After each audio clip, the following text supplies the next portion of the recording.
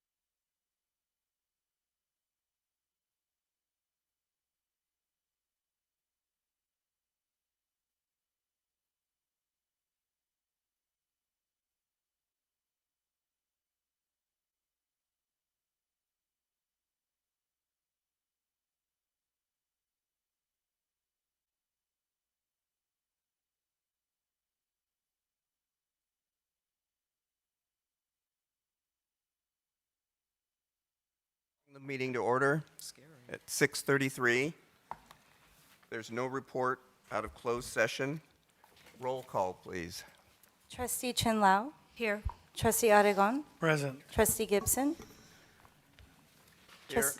Trustee Silver, Here. Trustee Kwong, Here. Trustee Liu, Here. Trustee Wong, Student Trustee Derek Shani. Here. Trustee Wong is excused.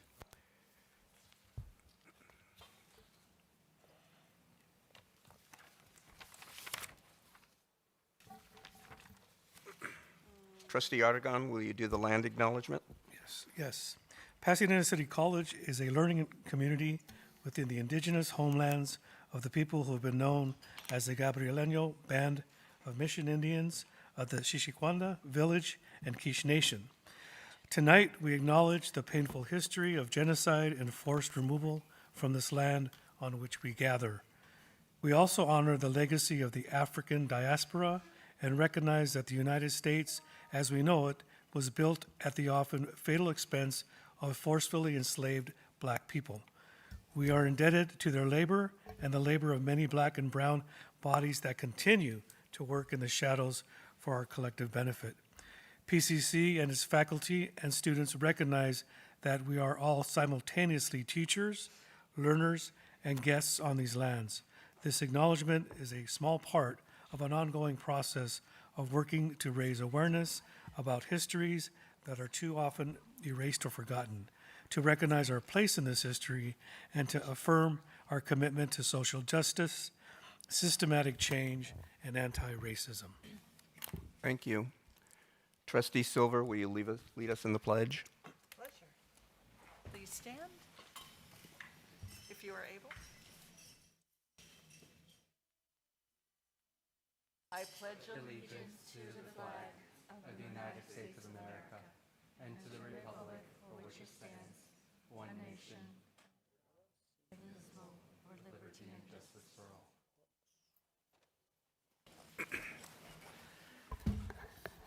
Thank you. Approval and reordering of agenda items. Trustee Gibson, I will move to approve the agenda with one amendment of moving item L7, the approval of measure PCC's Citizens Bond Oversight Committee Annual Report, to the beginning of our action item. So it'll be before resolution number 891. Thank you.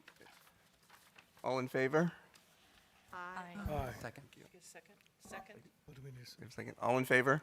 Aye. Aye. Student trustee? Aye. Thank you. Introductions and recognitions. I believe we have a presentation from forensics. There's some serious hardware that was jingling during the pledge when you all got up, so it's very impressive. Thank you.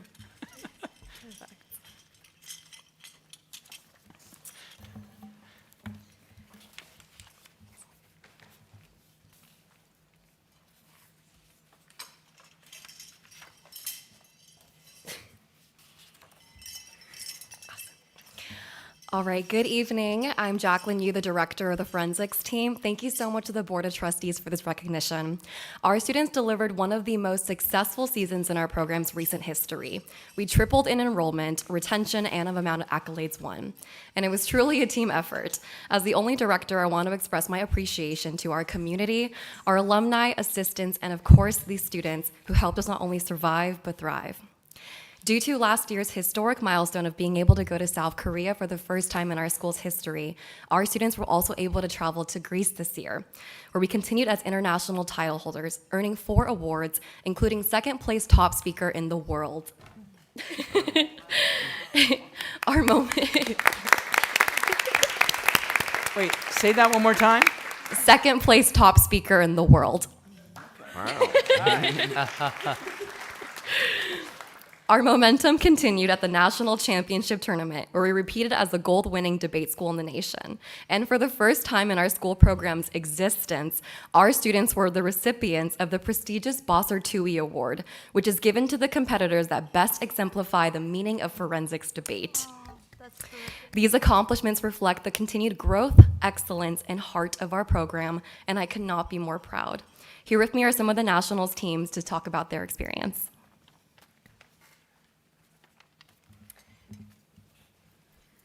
Hello, everyone.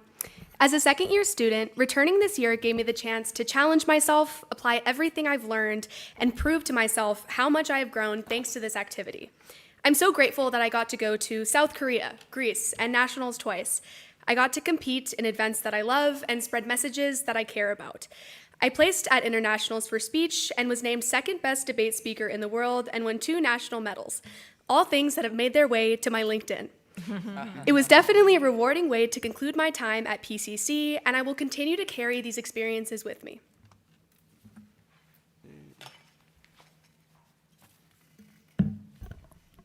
Hi, I'm Jose Pascual. Thank you for the time. It means a lot to have our voices be heard. Being able to represent PCC at an international level was one of the greatest cultural experiences of my life. Without PCC's forensics, I would have never had such an opportunity. Whether it was talking to street vendors, seeing ancient ruins, or debating Greek politics, I am grateful to have learned so much from my team, and it will forever be one of the greatest moments of my life. Thank you.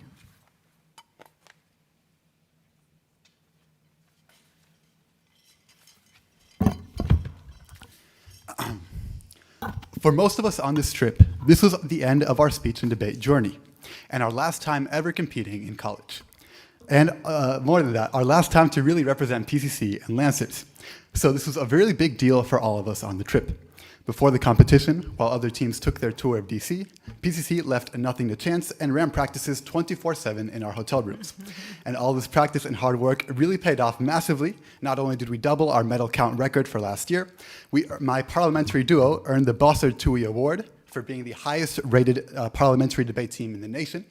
And on top of that, while my duo partner is not here today, I personally ranked as the 4th best debate speaker in the United States. All of this combined ensured that our eventual DC trip was really well-deserved and really well-earned, and I really cannot thank the Board of Trustees enough for allowing us all to show up for PCC and for Lancers on the national stage. Thank you.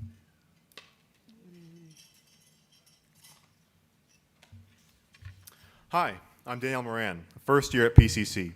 When I started here, my only connection was my friend from high school, Oscar, who you just heard. He encouraged me to try out PCC's renowned speech and debate team.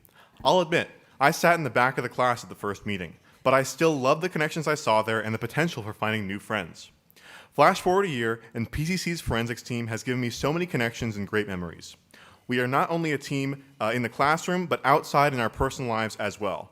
When I think of the best experiences I had at college, nearly all of them involve PCC's forensics team and the people participating in it.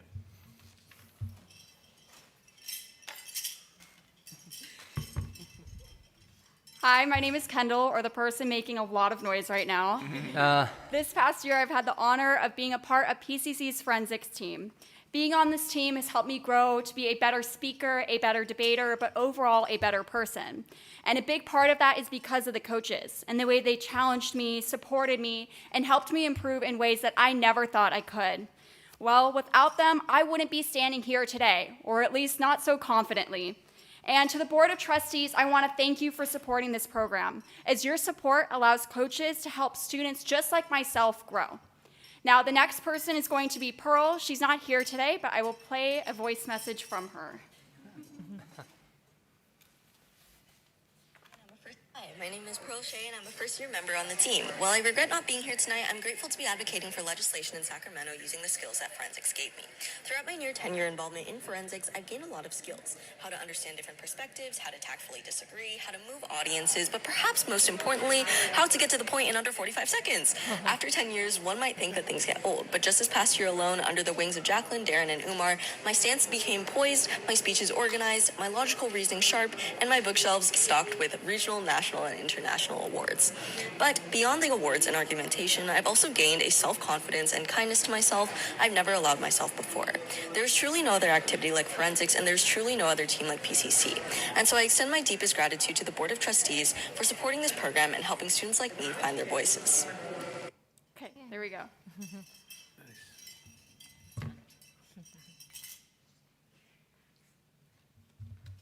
Hello. Unfortunately, our debate assistant, Umar Salim, could not make it here because of finals. However, he sends us this message. Good evening, everyone. I am Umar Salim.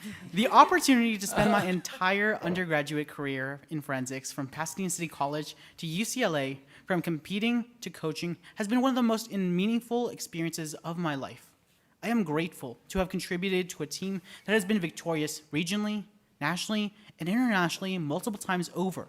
But I'm even more delighted by the effect it has had on me as a person, turning me from a driven competitor to a leader and mentor. It has been a one-of-a-kind experience, pouring as much as I can into students that pour just as much back into the team, to see them challenge themselves, support each other, and work hard to continuously grow as speakers, advocates, and leaders. That team environment is fostered by our director, Jacqueline Yu. This is what makes our program so special. I am proud to have played a role in this legacy, as it has changed my life and opened so many doors to many of us. As I prepare for law school at Cornell, I carry with me the lessons, mentorship, and confidence that came from PCC Forensics.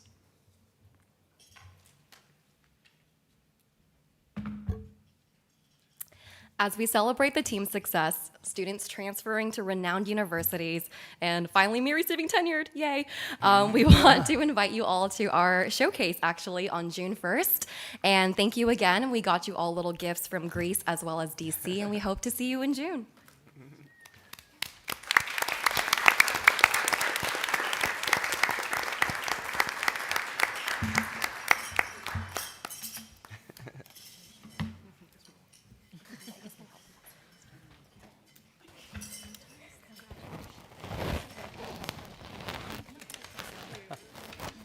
It's an olive oil soap from Greece, as well as a magnet and a little card from our team. And then a keychain from DC. What a great experience. Onward and upward. Yes. Thank you very much. Yay, presents. Thank you. I think we're doing Hi. Congratulations. Thank you. How are you? Thank you. Thank you so much. Thank you. Congratulations. Thank you. Thank you.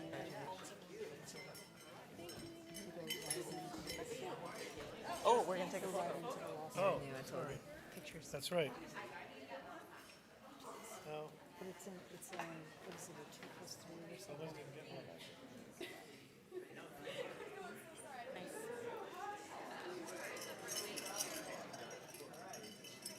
That LSAT was difficult. It is. It is. Is it law related or just titles? No, just launches dissertation.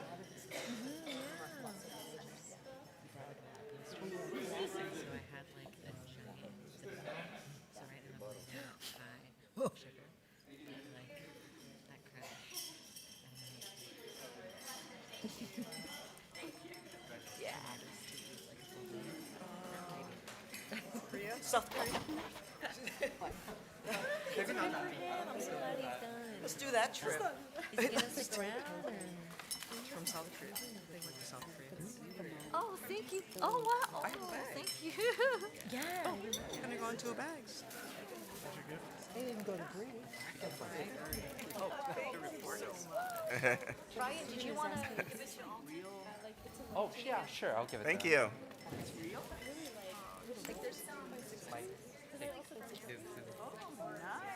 Oh, do you don't?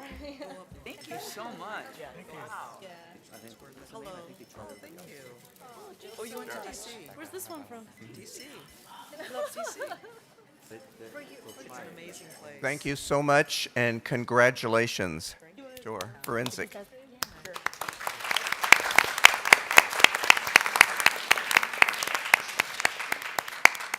you. That's really funny. Public comment on non-agenda items. Yes, Mr. Chair, we do have a few public comments, and I'll read them off. Again, excuse me if I mispronounce your name, because, it's always interesting with the writing, but go up and introduce yourself if I have to correct me. Thank you. So the first individual we have is Sydney Venades, and Nicole Una.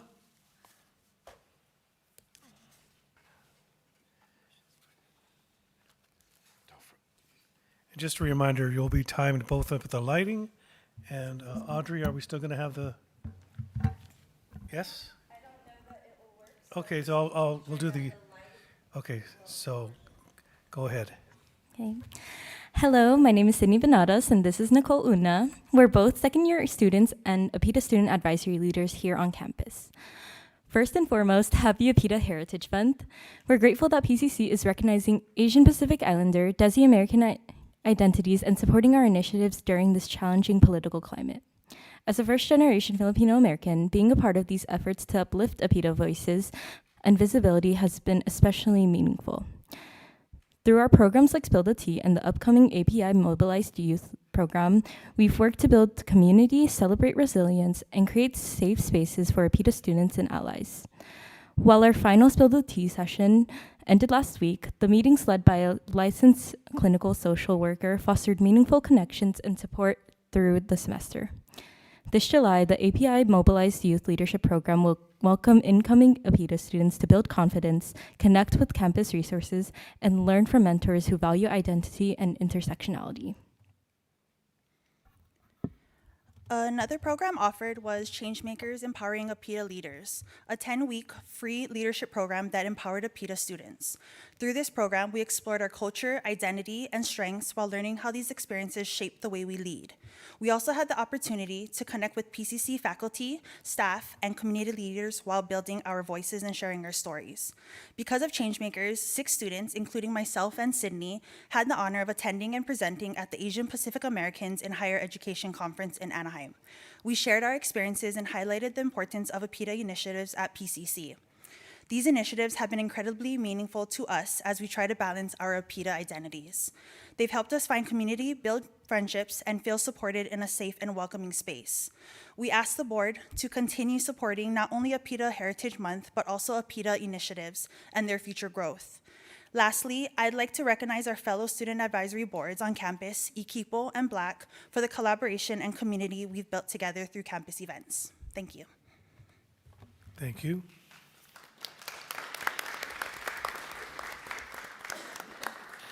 Our next individual is Emily Fernandez. Correct.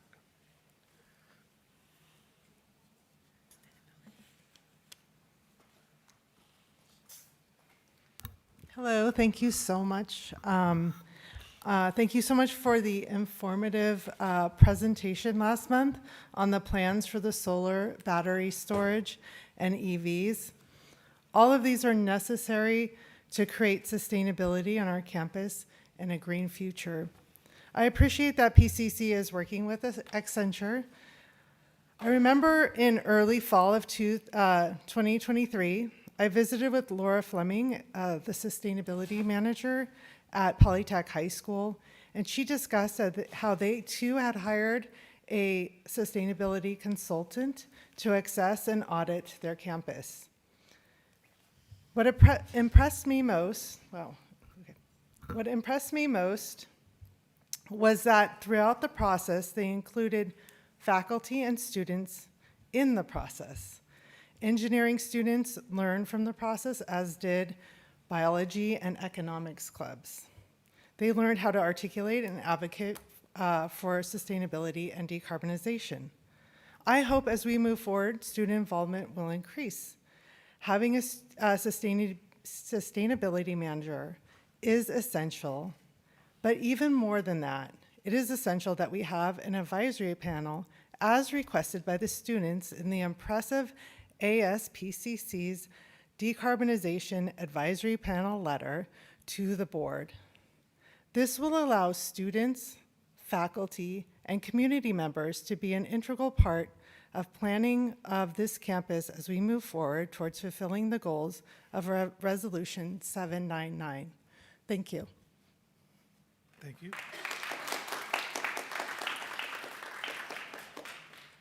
Our next comment, Carlos Rosales.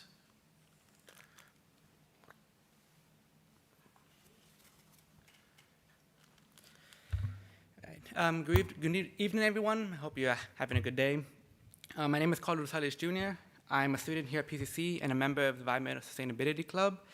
Thank you all for being here tonight. I want to give you a big thank you for all the work you've done and for our campus and for our students.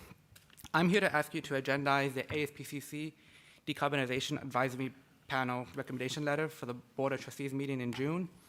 This panel is modeled after the technical advisory panel that our very own Pasadena City Water and Power implemented for their own goal of decarbonization. This panel has allowed our members of our community to not only be educated on decarbonization terminology, but also have the chance to provide their input on behalf of the community. I've been a student at PCC for 2 years, and I have the privilege to be graduating and transferring out this year. I have seen the work we at ESC have done with many of our various organizations, along with you all. I've seen the effort that's been put into all this. That being said, I would hate to see that the hard work go to waste. A promise was made to make the campus carbon-free by 2030. That's 4 years from now. By then, I will be 24 with a bachelor's degree, thinking about grad school. I would hate to see all the hard work we have done remain incomplete. I'm not 100% sure what my life might look like by then, but I always imagined it included my community college being carbon-free.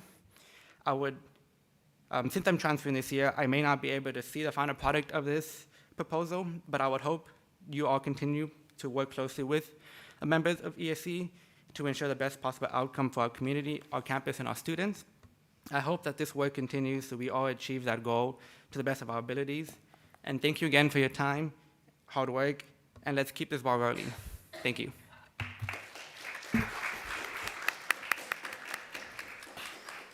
Thank you. Lemus Edwards. Hello, my name is Linus Edwards, and I'm very glad to be speaking here today in favor of agendizing the Decarbonization Advisory Panel recommendation letter. In the fall, I will become the new president of the Environmental Sustainability Club here at Pasadena City College. With that, I will be standing in the shoes of all the work done by the previous generations of leadership, and I am excited to continue this legacy while paving the way for the students that will come after me. Collaborating with these fellow students has reaffirmed my view that learning from peers is just as valuable as from professors. As a political science major, my favorite aspect of college so far has been the group discussions I've had in poli-sci and history classes. In these spaces, I connect with learning the most, and it never fails to amaze me how there are always new ideas and perspectives that neither the professors or any of the other students could have thought of. I want a school that can show these future scientists, teachers, and thinkers and learners that their efforts have that unique value and voice. With a decarbonization advisory panel, PCC not only allows for students to grow and collaborate, it allows them to show their expertise and form their education, and that their education can actually shape their environments and world. I'm reminded of what democracy can do and the power people have to come together and make decisions. Decisions based on the ideas and aspirations that every student carries with them every day they step on campus. It is PCC furthering their education with action. Thank you for your time.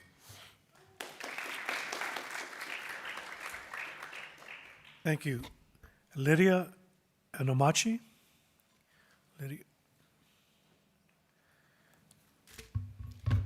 Hello, my name is Lydia Namachi, and I'll be reading on behalf of Alani Velez, who unfortunately could not be here tonight. Good evening, my name is Alani Velez. I'm currently a first-year student at PCC. I'm writing this on behalf of the Environmental Sustainability Club and in support of agendizing the ASPCC Decarbonization Advisory Panel recommendation letter. I attended Marshall Fundamental High School, which, as you may know, the Pasadena Unified School District is now trying to close down. Although I was only a student there for a couple of years, I was involved in student activities and clubs, one of which was the prom committee. For seniors, the prom committee is a necessity to ensure that the prom is highly optimal. Seniors who wanted to provide input were allowed to join, and we collaborated with classmates as we voted on what would be done for our prom that year. The prom committee works because it ensures that there is a variety of ideas, communication, and collaboration between students. As PUSD is attempting to shut down schools in the district, including Marshall, they are overlooking the potential to collaborate and listen to community opinion. The students, staff, parents, and everyone else who values the schools attend the board meetings, but the board still tries to implement the shutdowns. My 2 younger sisters and all the other students deserve to graduate from the schools where their parents, siblings, cousins, or friends also graduated from, and where they voluntarily choose to learn. As a PCC student, I appreciate the amazing resources and experiences available to us.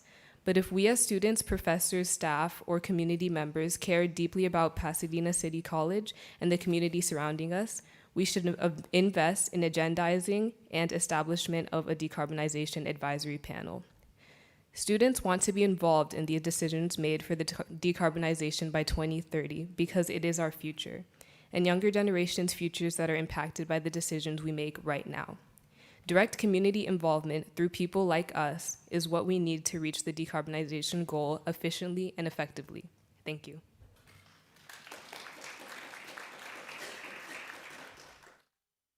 Thank you. The next individual, Edgar, is in Valenzuela.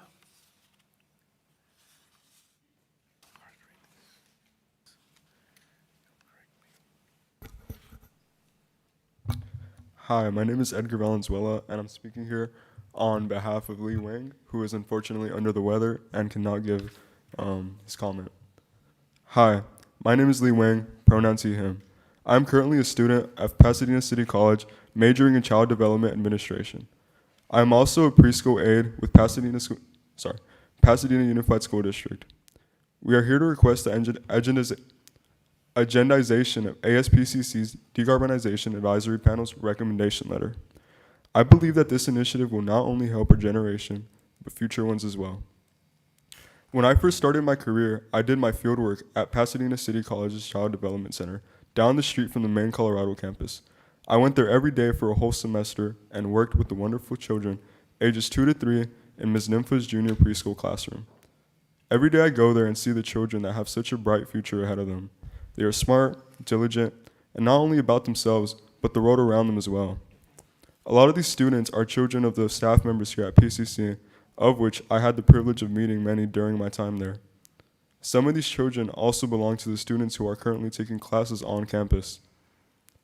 In our current time, I feel that we can do better and be better, not only for ourselves, but for our future generations. These children deserve a world that will let them flourish and not demise them. Pasadena City College can set a good example for other institutions like us so that future generations can live in a healthier world.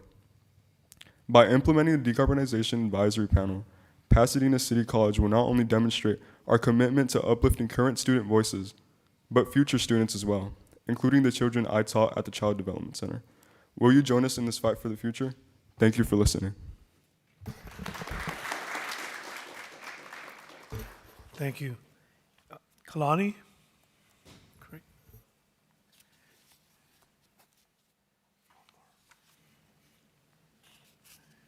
Good evening. My name is Kaylani Asar. I'm a dedicated member of the Environmental Sustainability Club. First off, I want to thank the board for their incredible collaboration in our Decarbonization by 2030 initiative. We've heard that the consulting company Accenture was brought in to help itemize all the gas appliances currently being used in the school. I and the club understand this is a long process, but it's one supreme step forward in our push for a green, sustainable future, so I appreciate this course of action. But the reason I'm up here today is because I and other students are concerned with how the board is handling decarbonization communication.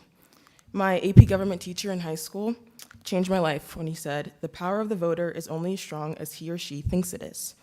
I believe that fact can apply to all facets of life that we can control, especially here among PCC students. As a student passionate about the push for a green future, I've seen firsthand how many students care deeply about decarbonization.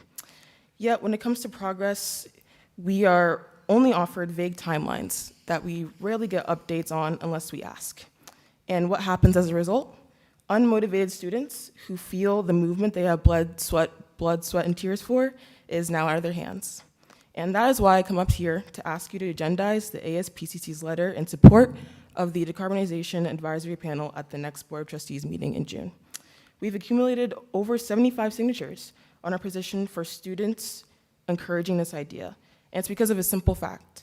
They want their voices to be heard. PCC is a beautiful campus where students and faculty can come together to make this school a better place. With the implementation of this panel, not only can we ensure that we reach our goal of decarbonization by 2030, but we can also empower students and instill in them that their voice holds weight and that their opinion matters. I ask you to please consider the implementation of this panel as an armored front against the devastating effects of climate change that affect every single one of us, and as a way for the students who make this school a better place to be directly involved with the decarbonization process. Thank you for your time. Thank you. Teresa Wang? I'm sorry, Teresa Wong. And I will make sure I push the button. Oh my God, not Teresa Wong. Okay.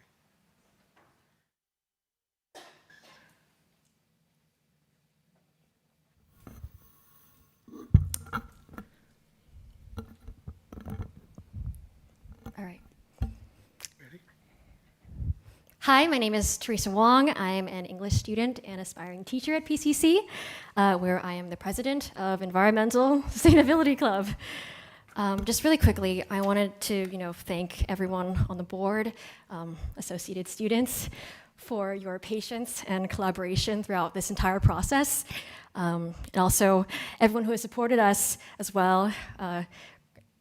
For example, CORE, Women to Women, Equipo, Puente, YDC, Horticulture, everyone who has supported and championed us to stand here before you tonight.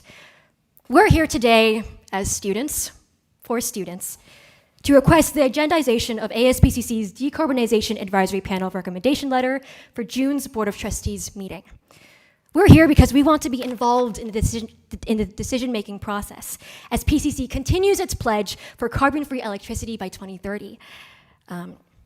We're here because a community advisory panel would allow students and faculty passionate about sustainability to provide direct input on decarbonization, just as PWP's technical advisory panel helped Pasadena City develop their own decarbonization goals. We're here because we want to be educated, we want to be enriched, but most of all, we want to be empowered. If there's anything I've learned over the past year as president, it's that I can't do all of this by myself. And you guys can't do all of this by yourself. It's why we've brought in Accenture Consulting. It's why we're working with Pasadena Water and Power as they're electrifying their energy grid as well. An advisory panel could give our future sustainability director an undertaking to lead, give real weight to constituents beyond any ordinary committee, and empower the community at large. Let me tell you a story. It's Friday afternoon. I'm in the library, early April. I'm alone on a Zoom meeting with my friend. We're talking about, you guessed it, decarbonization. I felt somewhat powerless despite our momentous progress. And I wondered, what more can be done? But then I remembered our ultimate goal in all of this: to empower students. Championing students was what made everything worth it. Every late night stayed, every petition signed. We are everything. We are the heart and soul of this school, the oil to the machine, the breath that gives it life. We want to be consulted, educated, and involved in the amazing progress of decarbonization, beyond public comment, beyond promises for consideration, beyond this humble spot behind the podium. We want dialogue, we want a seat at the table, but most importantly, we want to be empowered. Will you empower us? Thank you so much for your time.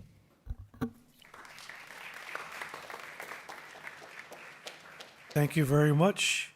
And that concludes public comment on non-agenda items. Thank you.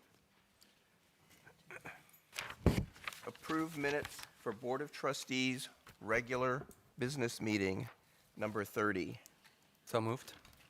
For a second? Second. Thank you. Student trustee? Aye. All approved? Aye. Thank you. Passes. Board committees reporting out. Hi, the Legislative Advocacy Committee met. We heard a report from Sabrina Means of, I always forget, Capital Consultants, is that the name of the company? And she talked to us about legislation that is in Sacramento right now that impacts the community college system, and a couple items that we want to support. We had a discussion about the budget, which this year looks pretty good, but the future is murky. And that concluded our meeting. Thank you. Any other committee reports? No. I want to entertain a motion to move L7 up to get a report on the CBOC. Before the joint meeting, yeah. We did that already. You moved it. Want to move it again? I'll make the motion. Thank you. For a second? Second. Thank you. Student trustee? Aye. All in favor? Aye. Thank you. So we'll have L7 now, a report on the financial report from CBOC. Thank you. Oh, wow, okay. Dr. Opel, thank you. Chairman, trustees, President Gomez, it's an honor to present this report on behalf of the Citizens Bond Oversight Committee, your $585 million, the first tranche of it. The law, as you know, has a couple of some things. 1, 2, 3 are the composition, participation level of the committee, their adequacy, the level of support that we get from the staff, and our findings. And so I'd like to go through those. First, I'd like to thank the others of the dozen members of this committee who you appointed. They were diligent. They bring talents to the committee that we didn't realize how well. They were great individually, but they worked together very well and complemented one another with backgrounds ranging from real estate to engineering to construction, some past alumni of the college, some past faculty and staff members of the college. They are Sue Chim Choi, Kevin Strotz, Tony Vong, Justin Sui, Donna Matoma, Teresa Montalvo, Diane Lewis, Gabriela Perez, Kimberly Hughes, Sarah Flores, and Sony Thomas. And speaking for them and our findings, it was a wonderful committee to work with this past year. This covers the fiscal year 2024-2025, and we met regularly. We had good attendance, and the committee, on its own initiative, wanted to hear the public. They listened to the public. They talked to the others who appeared before us, and decided on their own initiative to ask for the college to televise and record the debates. And so that has been done. And you can see on the QR code there the reference, and anybody else who wants to look at it, to our meetings. And we seriously took the comments. So it was a good committee, well composed. So thank you for putting that together. Your appointees were good. In terms of support for the college, I have to compliment them. We had good support from the auditor. We had questions of the auditor. We actually had an extra special meeting we had a change during the year. So we had new members come on, and we wanted to get everybody up to speed. So the auditors came in and gave us tutelage over several hours in what the bond oversight committee is supposed to do and is not supposed to do, what the limitations are. And we were very satisfied with that training. We were satisfied with the committee's support. We were very satisfied with the staff because, you know, there are always reports proffered, and those reports proffered are the things that are prepared. Read the numbers. Are these okay? You have a few questions. Thanks. Let's move on. The committee asked for more than that. They asked for reports and drilled down to the point where, you know, there's that sensitive thing. A little thing you can do when you're together is read the body language, read the faces. And it wasn't always really welcome, I think, some of the things we ask, especially on the third episode of the drill down. We want to get into this. We worked hard to understand, and the college was supportive, and people were extra supportive. We asked for tours. We wanted to look at things, and we were given full support in that and got the information we needed. So thank you for that support. That's the second element. The third thing is our findings. This year was one of the beginning years, so we not a lot of money was spent. And you'll see if you look at the finances here, and you're all very well familiar with this because it's your plan. All of this is done for student success. We applaud you for that. We can see how that works. And it provides, and of the money that was spent, the $13 million during 24-25, you can see that most of that was capitalized. And this accounting is different from this than some other for-profit organizations, this and that, or non-public organizations. But the big things were the mirror pools, sex and auditorium, and the acquisition of property in Rosemead. So those all go on the books, and as a matter of fact, if you see what houses cost and what remodels cost and everything else, it's easy to get ticked off and say, this is a lot of money. We were interested in the workforce participation agreement and the way contracts are let. So there was a lot of questioning about how contractors are actually selected. Who are they? What's their background? What do they do? But not a number. They're not bidding based on price altogether because you don't really know. And with inflation and tariffs and shortages and fires and all the pressures in the market, things did run over on some of the projects. But I don't think I've ever seen personally, and I think others felt the same way, more for a couple of $1 million that went into sex and auditorium. It's beautiful. It's a community space that brings us all together. Student families can come in. Students can love it. We can give award scholarships. It's a community asset. And when we looked at the mirror pools and thought this was going to be a paint job, you know, it wasn't a paint job. It ended up being more than we thought, $3 million. But it's a great $3 million. It's got great lighting. It's got great Wi-Fi. The scope of work went beyond what was initially conceived, and I think everybody on the committee came to the conclusion that in your educational master plan and your facilities master plan and your decisions to let these contracts, we've added long-term assets that are going to serve the college and our community and our students for many, many years. So people here who are going to maybe have kids that come to this school and are going to come back as alumni, I think you can also be proud of that, what's going on in Rosemead. So I think we're also interested in how the numbers all added up and reconciled going back and the presentation. So the format of the report this year, I think, is better than it was before. The staff worked very effectively with us to say, where in that first tranche of the $130 million did it go? Where's a report on what the bond underwriters got paid? The money that's being held in reserve that generates interest, but where there are fluctuating stock values and you're in a fund, what happened with that? Where did it all go? And we're all satisfied that it was all accounted for. So thank you for the opportunity. This report is for you. The report, anybody who wants to look at it online, there's a QR code here and you can look it up. I'd be happy to answer any questions. Thank you very much. Thank you, Dr. Opel. Thank you, Dr. Opel. Okay, thank you. Are there any questions?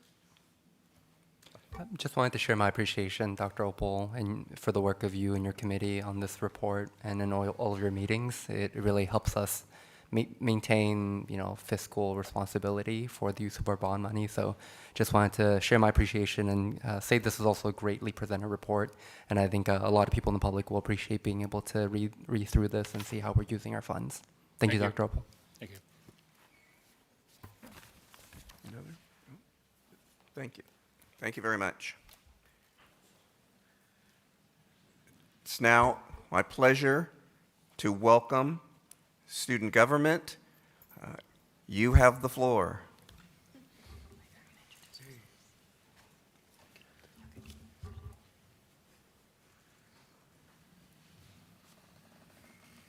Can we have the slideshow presented? Thank you. Hello, everyone. We are Associated Students, and I'm Jai Watkins, the Associated Students President. I go by he, him pronouns, and I'd like to pass it off to my colleagues. Hi, my name is Savannah Robles. I'm the Vice President of Campus Activities, and I go by she, her pronouns. Hi, I'm the Vice President of Public Relations. I'm Jasmine Munoz, and I go by she, her pronouns. Hello, my name is Abraham Jin. I am the Vice President of Academic Affairs. I go by he, him pronouns. Hello, everybody. My name is Isabella Rosas. I am the Vice President of Student Faculty, and I go by she, her pronouns. Thank you. Hello, my name is Dinla Hasan. I also go by Lane. I use they, them pronouns, and I'm the Vice President of Sustainability. Hi, my name is Madeline Lauterbach. I use she, her pronouns, and I'm the Vice President of External Affairs. Hi, nice to meet you. I'm Daria. I'm Daria. I serve as the student trustee. And yeah, thank you so much for having us. I'm going to start with our mission statement, and then we're going to get on to the rest of our presentation. We, the Associated Students of Pasadena City College, enrich student life, keep students informed, and provide services that support academic success at PCC and beyond. In doing so, we vow to uphold the values of justice, equity, diversity, and inclusion in all of our conduct. I'm going to start with the club life segment, as my work as the Executive Vice President. The main thing I did during the semester was working on the Club Rush events. We held one in fall and one in spring, and over 75 clubs participated. I find this notable because students need to find meaning in college more than just commuting to school and leaving. The governing body over the clubs is named the Interclub Council, but we call the ICC. And it's a collection of representatives sent from each club, and we meet bi-weekly, and we give information to clubs that help them run events, book club rooms, and also book trips. So we also help with transportation as well. Chartered clubs have done over 180 club events, 800 plus club meetings, and it really shows the dedication that these clubs have to our campus, that they would go out their way to do more than just going to school and leaving. So I love to commend them for that. In return, we ask these clubs to give us service hours. So we ask that they do different things like the Dina Relief Drive, which was a distribution center that gave out materials to the community that were recovering from the fires. CalWorks, which is like a volunteering agency that does a lot of stuff in LA and LA County, and the Salvation Army, where we did the Holiday Angels event, where we gave service hours in return for donations for children who are less fortunate and wanted gifts during Christmas.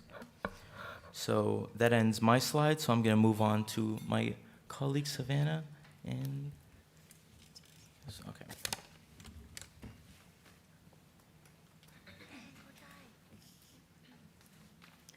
Hello again, my name is Savannah Robles, and as Vice President of Campus Activities, some of the events I've held with my committee members are the homecoming rally, dance, and the football game.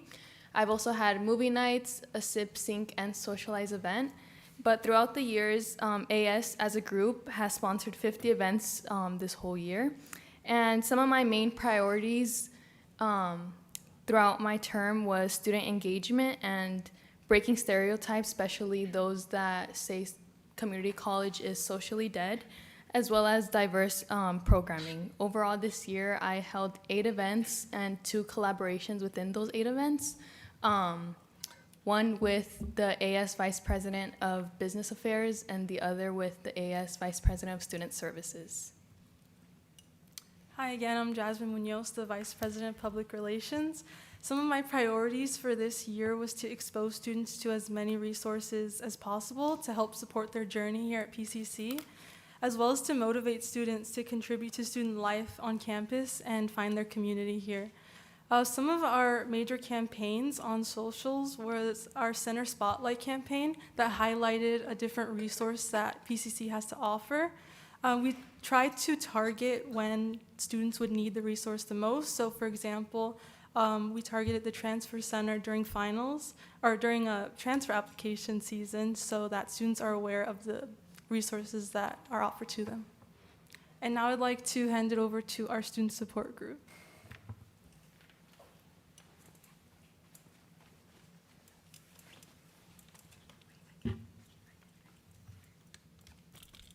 Hello, everyone. My name is Abraham Jin. I go by he, him pronouns, and I am the Vice President of Academic Affairs. I'm also honored to be here tonight representing our Vice President of Student Services, Maria Infante Arboleda, who goes by she, her pronouns. I serve as the liaison between the executive board, students, and faculty. I also serve on shared governance as part of curriculum and instruction, as well as academic senate.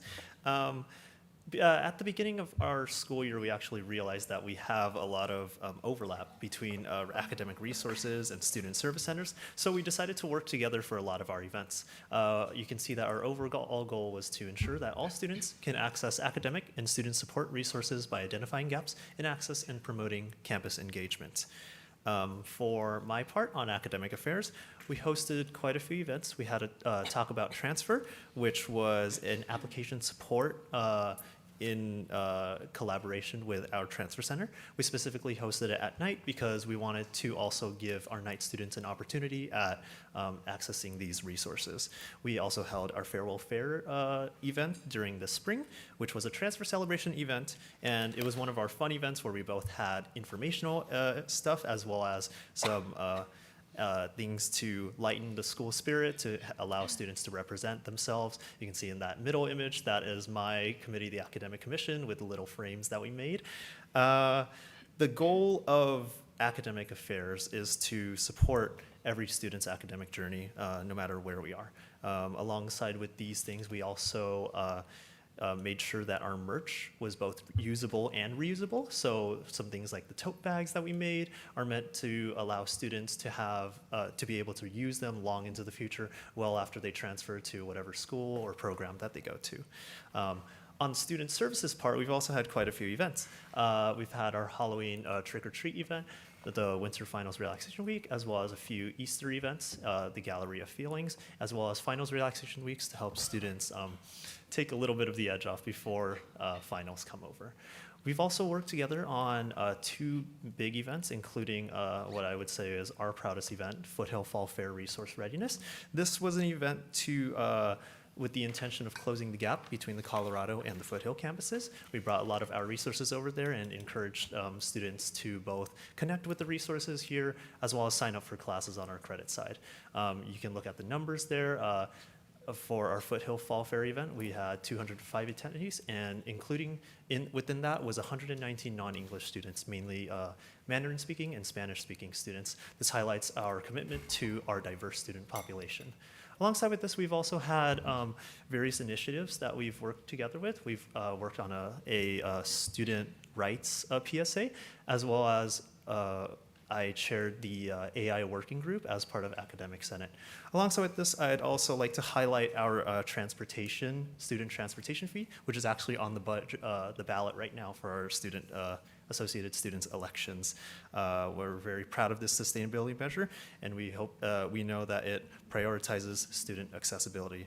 I think the overall goal for student support is that there is an opportunity for all students to succeed, no matter where they are. Thank you. I would like to hand this off to Maya Rosas, our VP of Student Equity.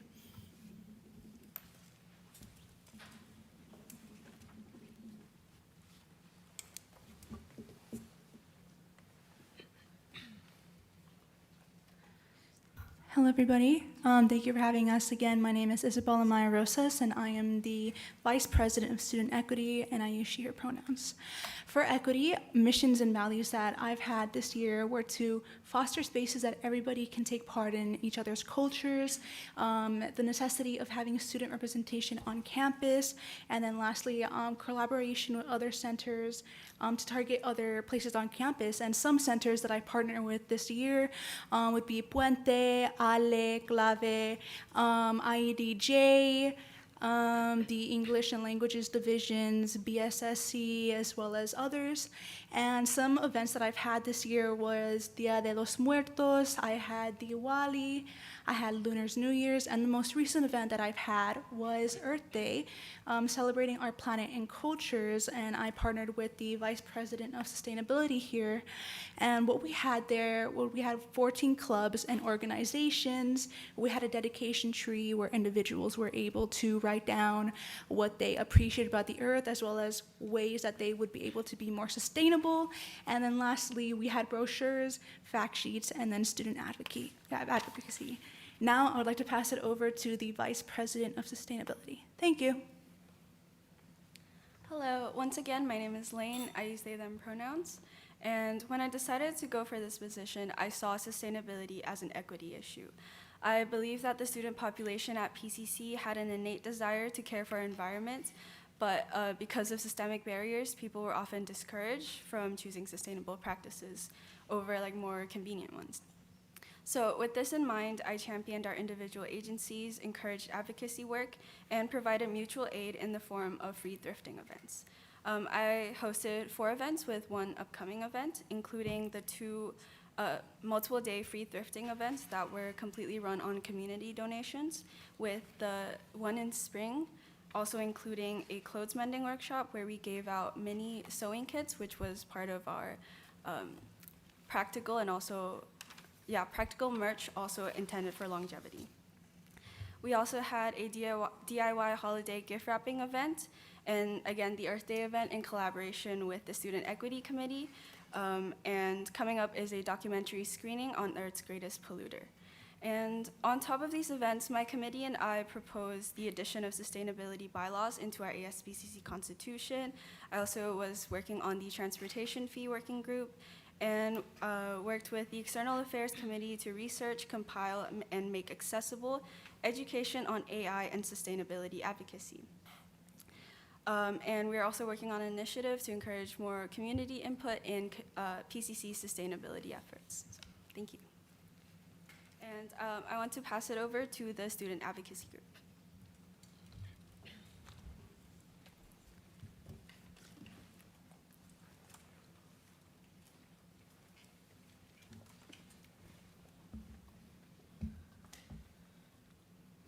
Hi everyone, my name is Madeline Lauterbach and I go by she, her pronouns.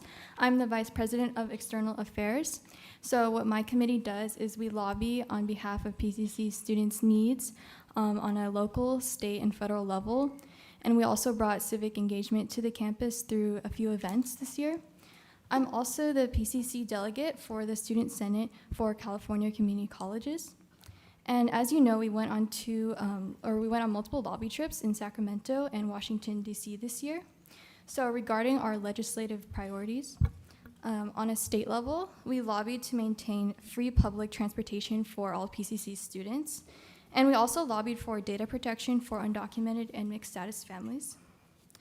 And we did this with State Senator Sasha Renee Perez's office, as well as Assembly members Mike Fong and John Harabedian's offices. And on a federal level, we again lobbied for undocumented student data protection and also preventing further taxation of the Pell Grant for community college students. And my committee was able to meet with 9 legislative offices in Washington, D.C., including meeting with Representative Judy Chu, Laura Friedman, and Senator Adam Schiff's office. Next, I'm going to pass it to our student trustee.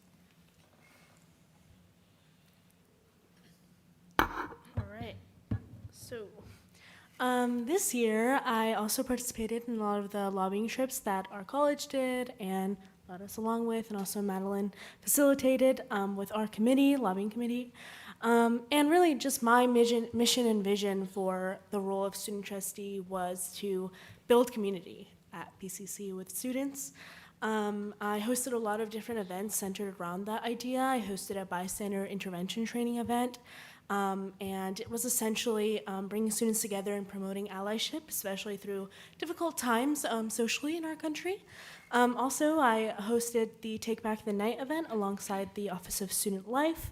It was a wonderful event in recognition of Sexual Assault Awareness Month. So, yeah. I'm also an active member of the League's Student Trustee Advisory Committee, which one of our student trustees actually started years ago. And it's basically a collaborative group where student trustees from all over the state of California come together and they collaborate on ideas, potential issues they're facing on campuses, and they just provide feedback to each other. I think it's a great group for that. Also, a lot of the political statements that you see AS coming out with, I wrote and participated in that. I think that it contributes to my overall mission as a community builder. And yeah, and I hosted 3 events.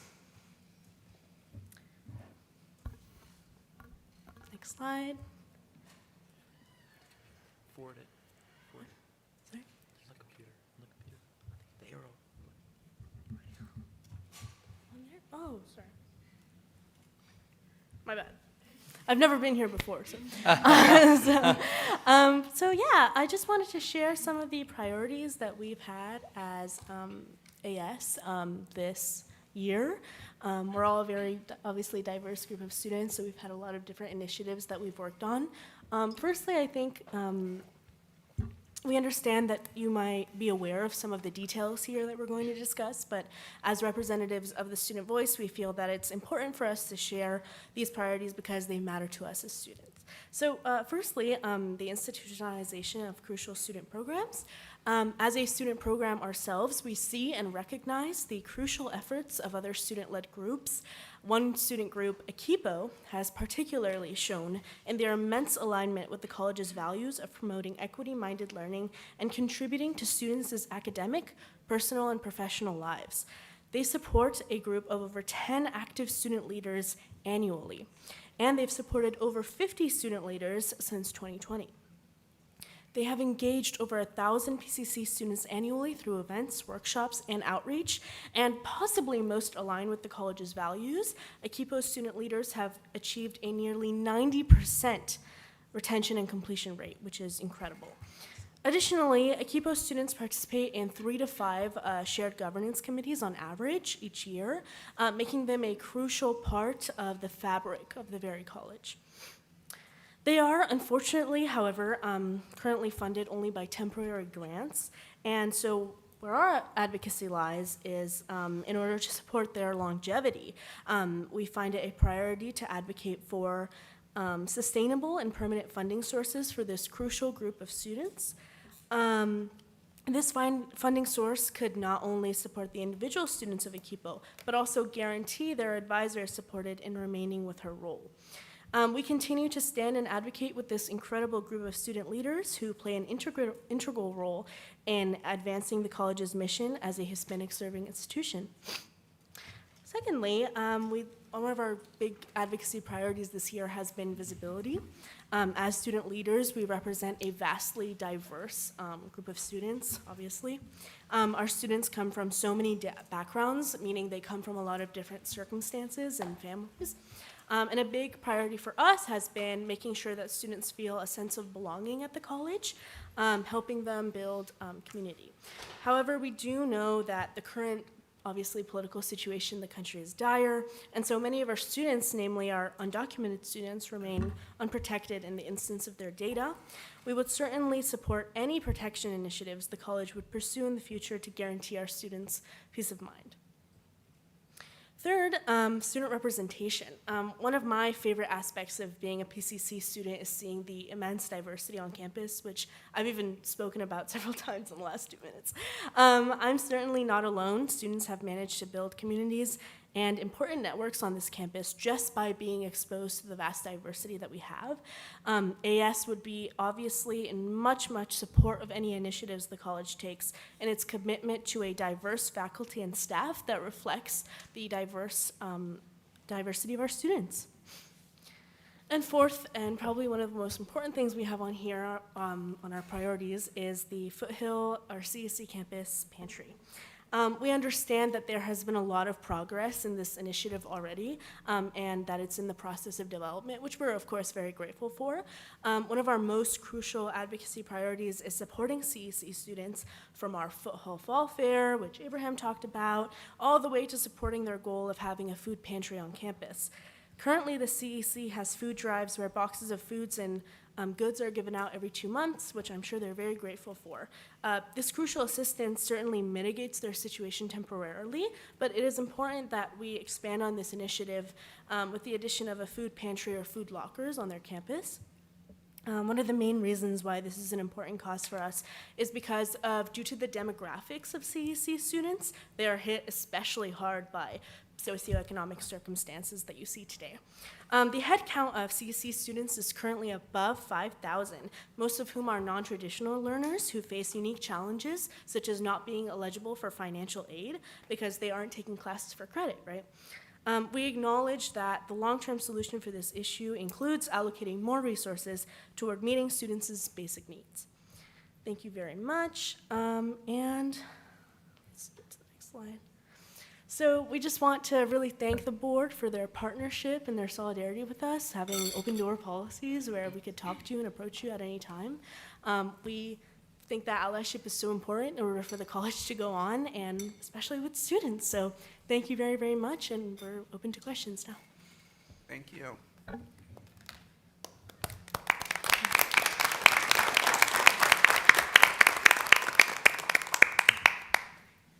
Questions? Comments? Yes. Sure. Well, one, I'd also love to hear what questions you all have for us, but first off, just wanted to commend all of you. I actually started on the Associated Students myself. That was my introduction to campus leadership. I was Chief Justice of the Supreme Council, which is, to this day, the best title I probably will ever have in my career. One thing I really appreciated that all of you, I think Vice President Jin and Student Trustee highlighted, was our Foothill campus, and I say this selfishly because one day we're going to have a satellite campus in my district as well. I think about how we serve our students not only on our Colorado campus, but all across our district and different campuses that we have. And you sort of highlighted it, Trustee Derek Shani, but what are some of the unique challenges that you see with some of your peers at the Foothill campus? How are they different than the challenges that the students on this main Colorado campus face? And what recommendations do you have in terms of how we service them? Certainly. Yeah, I think just being very cognizant of their circumstances is really important. You know, we're here on this campus, and many of our students don't face the challenges that they do.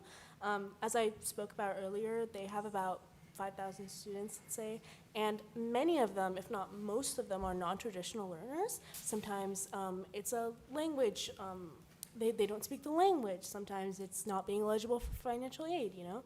And so those types of issues really center around the economic circumstances that they may have and the issues that they may face in that regard.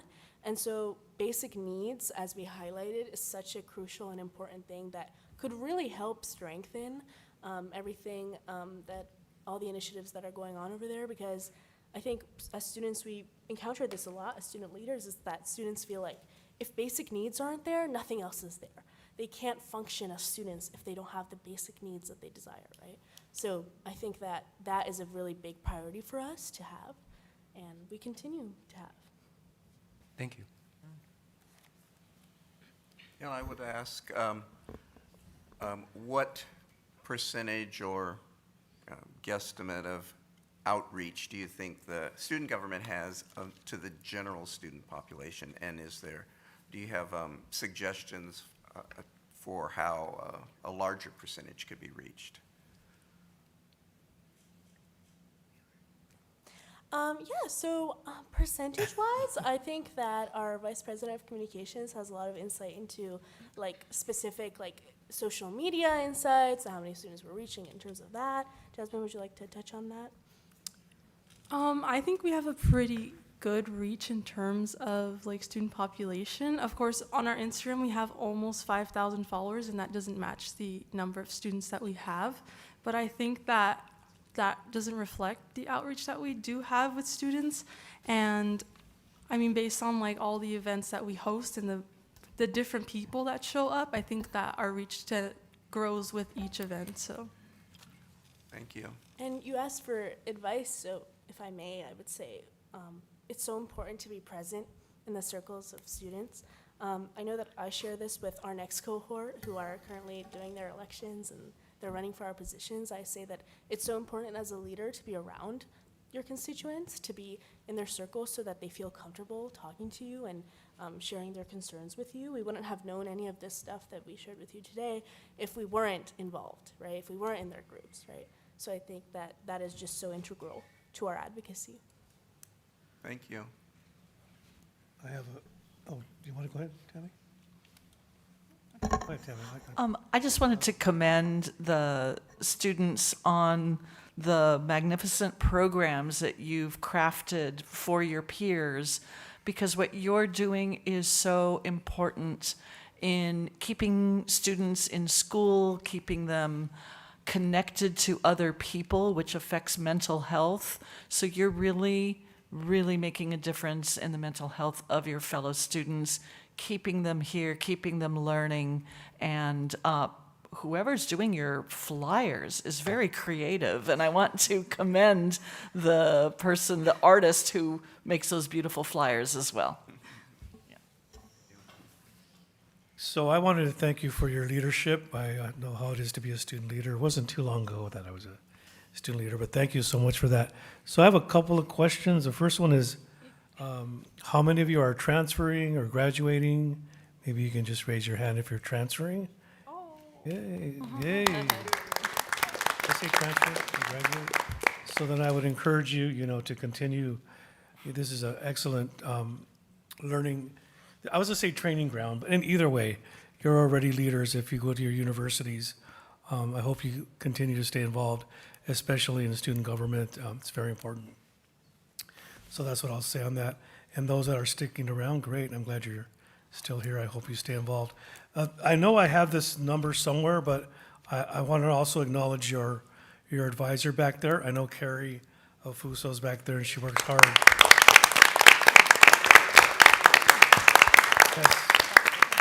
Because I see her on those trips when we have to go to Washington and freeze.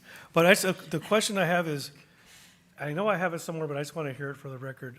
The total budget for AS and ICC, are those two separate budgets, Carrie? Or students, do you know? What's your total budget? They are separate. You know the amounts? I can look them up, but I believe it's easier for me to ask right now. SAF is 1.2 million and ICC is per year 80K. 80K, 80,000, is that right? Yeah, Carrie? For the associate students, they're allotted $100,000 out of the student activity fee, the 1.4 million that he mentioned, and then 80,000 is allotted directly to clubs and organizations to hold events. So any event that you see a club doing, any trip that they go, they do college tours, that's all paid for out of ICC. Out of ICC, correct? Yes. Okay, thank you very much. I appreciate that. Yeah, I want to mention that I talked to lots of folks from other colleges and universities, other community colleges, and also some of the colleges that you transfer to. Some of those folks visit the campus, and they always mention to me how engaged our students are compared to not just other community colleges, but even four-year institutions. And so much of the wonderful culture and reason why so many students come to PCC, even from long distances, is because you all create such a welcoming environment for them with all of the clubs and organizations and all the activities that we do on this campus. And everyone always asks, what is it that, what's the secret sauce? And I always say, well, our AS is sort of the foundation for all of that. And that's really what drives the enthusiasm for all of these clubs and all of the participation. And so many people, like Trustee Liu, that I bump into, they talk about how wonderful their experience was at PCC, and almost like a significant number, more than half of them will say, yes, I was involved in student government, I was involved in this club, I was involved in this activity, but so many of them were involved in AS. And so I just really want to thank you for how much you do for our campus and your leadership. And I think we all are very excited to see what we do together coming up in the next year as well. So wanted to just give you all a shout out.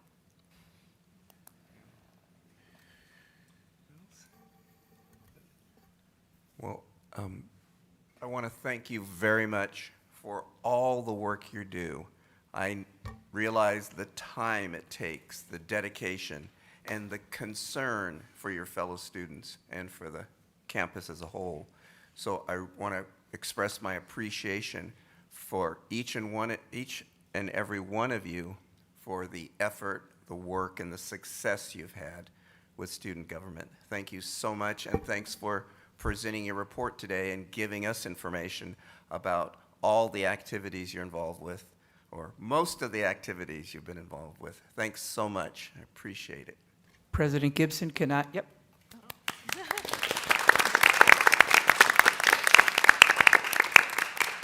I'd like to ask if we could take a small pause now so that we could recognize our student trustee.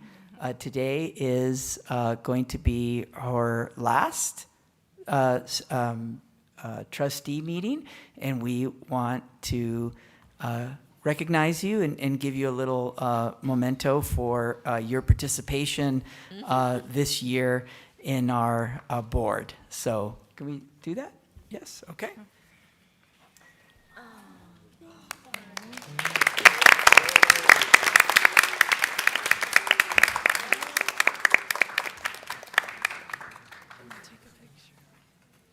Well, we're going to do it. Students, you want to join her?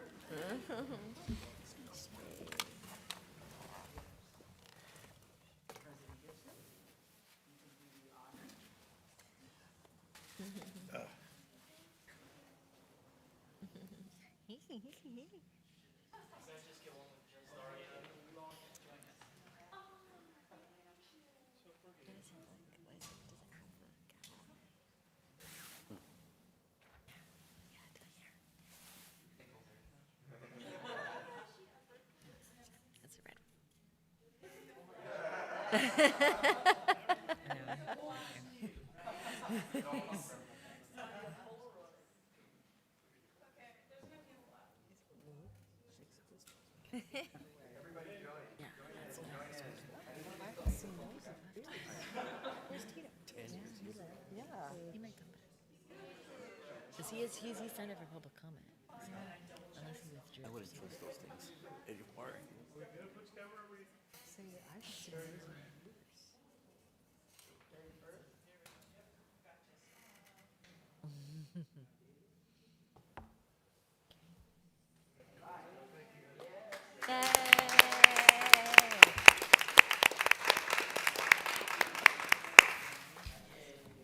Yeah, she's awesome. Impressive.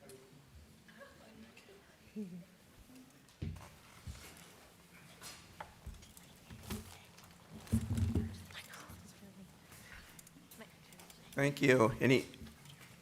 Any ending sessions? Any last words? Our last words will just be expressing our gratitude for hosting us and having us in our joint meeting. I think that it's really important that we just emphasize shared governance whenever we can, and this is a moment of that, and we appreciate you. Thank you. Thank you so much.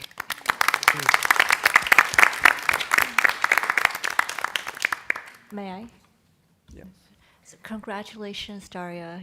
You've done such a wonderful job, and I see how committed you are to your role and to the students. When you're here, when you're on LinkedIn, you're always posting and making sure that what the students are doing are being reflected, not just internally, but externally. So I want to let you know how proud we are of you and that you are an alumna of PCC, and we know that you will represent PCC well in your future journey. And I have no doubt that we will see you up here at some point in a different way, just like Trustee Lou. But also at least for me, I am very heartened to know you. And I also think that you are an inspiration to not just your colleagues across the seats here, but to many of us who are serving on this board. So congratulations to you. Thank you. And I also like to commend everybody, all the students. It takes a lot of courage to do what you're doing, and to be a spokesperson for your fellow students. There's a sense of responsibility that you all carry so well, from the great posters that you make, to the presentations that you make, to getting folks out. It takes a certain influence to be able to do that. And I hope that you know that you are all influencers, even though you may not be making money out of that. But I have no doubt that, again, with your leadership and your experience here at PCC, I see great futures for you, whether you're still here or some of you are transferring. So please stay in touch, and you all continue to make us proud. Thank you. Yep. Thank you. Since we're on that, I'm just going to say, Daria, it's been a pleasure traveling with you and going to those meetings. I've just had so much respect and admiration for your leadership. I've enjoyed working with you, and I'm so glad you chose to go to Cal. You're going to have a good time in Northern California. It's a great place. Go Bears. I want to entertain a motion to take a break, a 5-minute break, if someone will do that. So moved. Second. Second it. All in favor? Aye. All right, we're going to take a 5-minute break.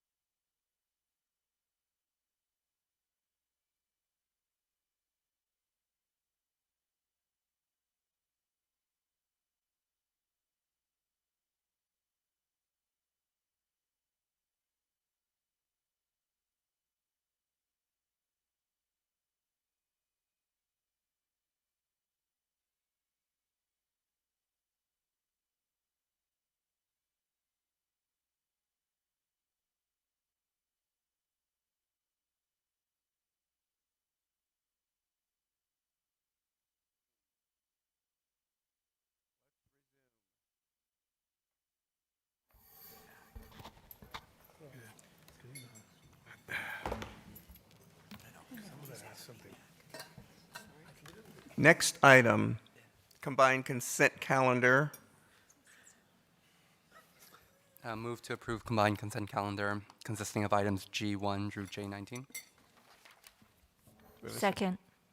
Moved and seconded. Student trustee. Aye. All in favor? Aye. Aye. Thank you. Thank you. I'll make sure I get my eyes in J. Did we just do that entire, oh. Personnel items. Student trustee does not vote. K. Personnel items K. So I move to approve, but I do have a comment on Okay. K2. Okay. We need to pull that separately. Is the motion to approve items K1 and K2 or just K1?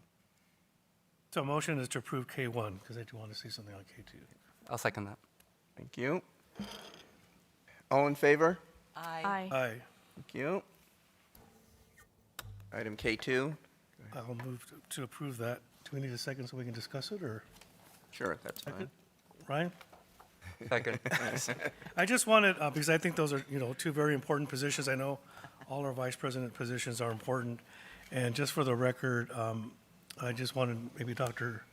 Gomez to just say a couple words about those two individuals, especially our vice president of student services, again, because those are important positions. Is it okay to? That's Anything? K2? Isn't that K2? The employment, is it under I employment? It's can't under s- employment. Yeah, I can't see it.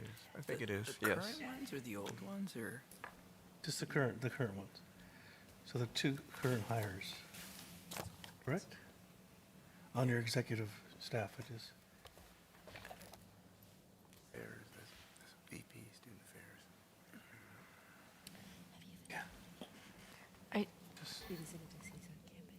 Yeah, we are, the board is voting on two candidates that have been recommended to the board by our hiring committees and me. The first one is, there's actually many other people, so why don't we, I know what you're trying to do, but Yeah. can we just, maybe next time? That's fine. Yeah. That's fine. I just wanted to say those are the two that we had were very important, and I just think it's great. And also, I wanted to say to Armando, who was our interim vice president of student services, thank you so much for your leadership. I know that you lead from the heart, and I really appreciate that. So thank you very much. Thank you. All in favor of K2? Aye. Aye. Thank Aye. you. That passes. Going to resolutions. Resolution number 891. That the board declare June 2026 as LBTQ plus Pride Month, and encourage student, faculty, and staff to eliminate prejudice wherever it exists and to celebrate the LGBTQ plus members of our community. Do I have a, So moved. thank you. Second. Thank you. Student trustee. Aye. All in favor? Aye. Aye. Thank you.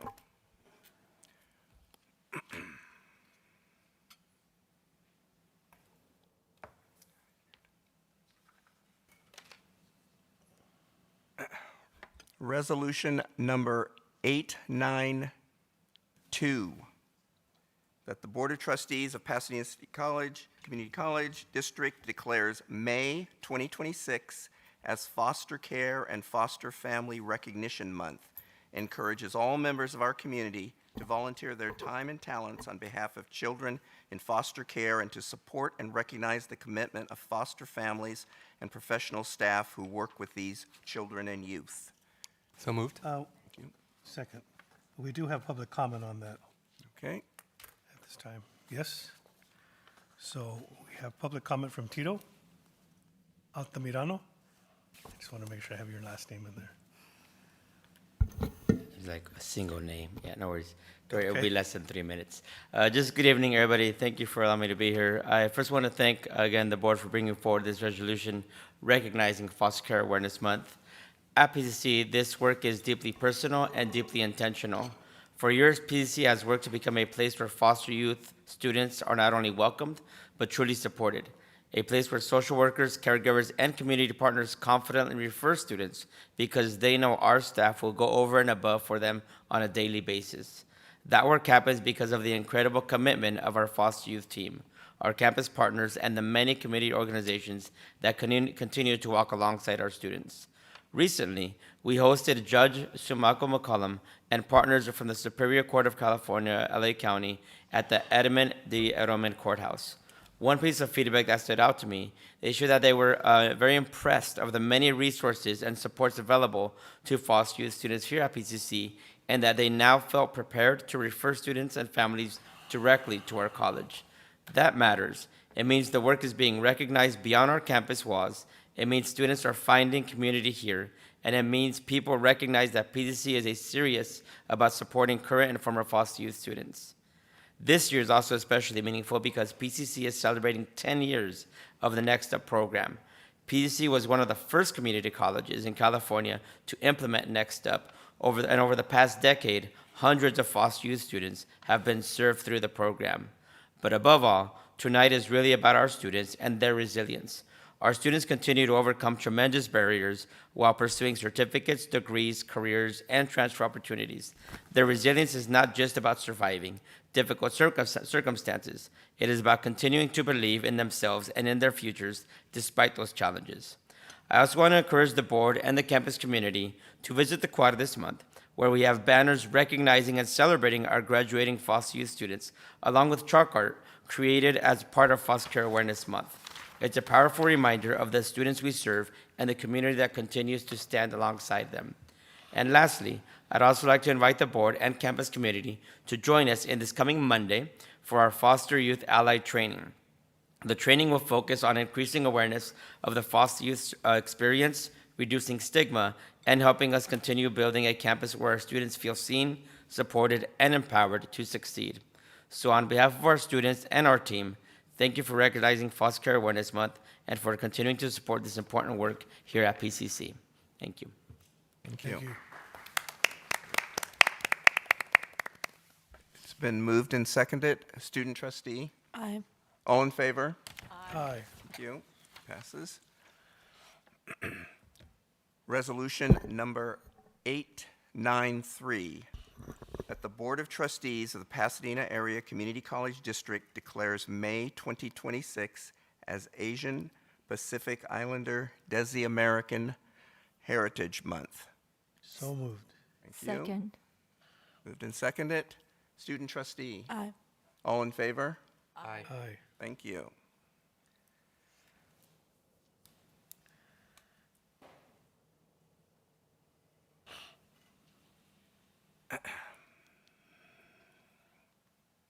Resolution number 894,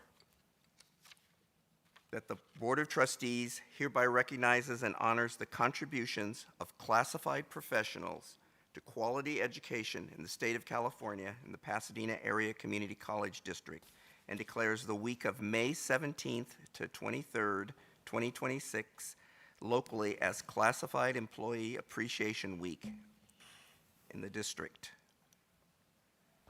Motion. So moved. Thank Second. you. Thank you. Student trustee? Aye. All in favor? Aye. Thank you. May I make a comment on this? One of the most memorable employees I met is someone that worked in facilities who was a classified employee. And he took care of things that nobody else wanted to take care of on the grounds and across the campus. And oftentimes we talk about faculty, professional staff, administrators, and we don't sometimes give enough credit to those who make the campus run the way that they need to and that contribute to the environment that our staff works in or students study in, and I'm so glad that we are able to recognize classified employees in this regard. Thank you. Thank you. Well spoken. Thank you. Resolution number 895, appointment of Measure PCC Citizen Bond Oversight Committee member, student representative, Jai. Do we have a motion? So moved. Thank you. Second. Thank you. Student representative. Aye. All in favor? Aye. Aye. Thank you and welcome, Right, welcome. Have committee. Fun. Have fun. Resolution number 896, approval of the delinquent tax receivables to the California Statewide Delinquent Tax Finance Authority. So moved. Thank you. Second. Thank you. Student trustee. Aye. All in favor? Aye. Aye. Thank you. Number 8. Receive the initial proposal for negotiations for the 2026-2029 successor agreement from the California Federation of Teachers, CFT, to the Pasadena Area Community College District. So moved. Thank you. I'll second that. Thank you. Student trustee. Oh, no. Personnel. All in favor? Aye. Thank you.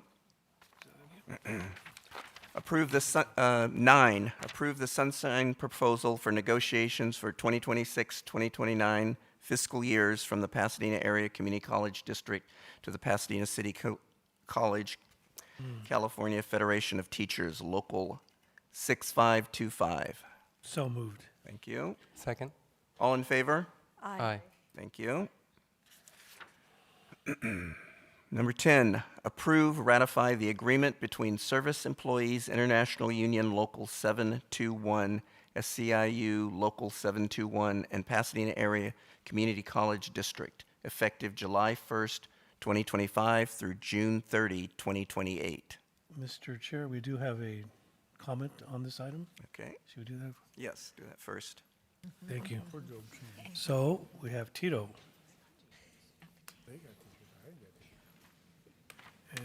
Hello again. I'm here along with Bridget Norsworthy and our colleague who couldn't be here, Jackie Sakoto, who is part of our PC negotiations team. And I just want to actually say a few words, and I want to take a moment to acknowledge what I believe is a very important occasion at PCC. In January 2024, SCIU Local 721 formally submitted its petition for recognition to the Public Employees Relation Board. Last June, the district officially opened negotiations with our group. And before you tonight are the completed agreement between SCIU Local 721 and the district. On behalf of our managers, I want to sincerely thank the district for engaging in respectful and collaborative process throughout the negotiations. In particular, I want to recognize Bob Blazinski, who served as the district's primary representative during this process.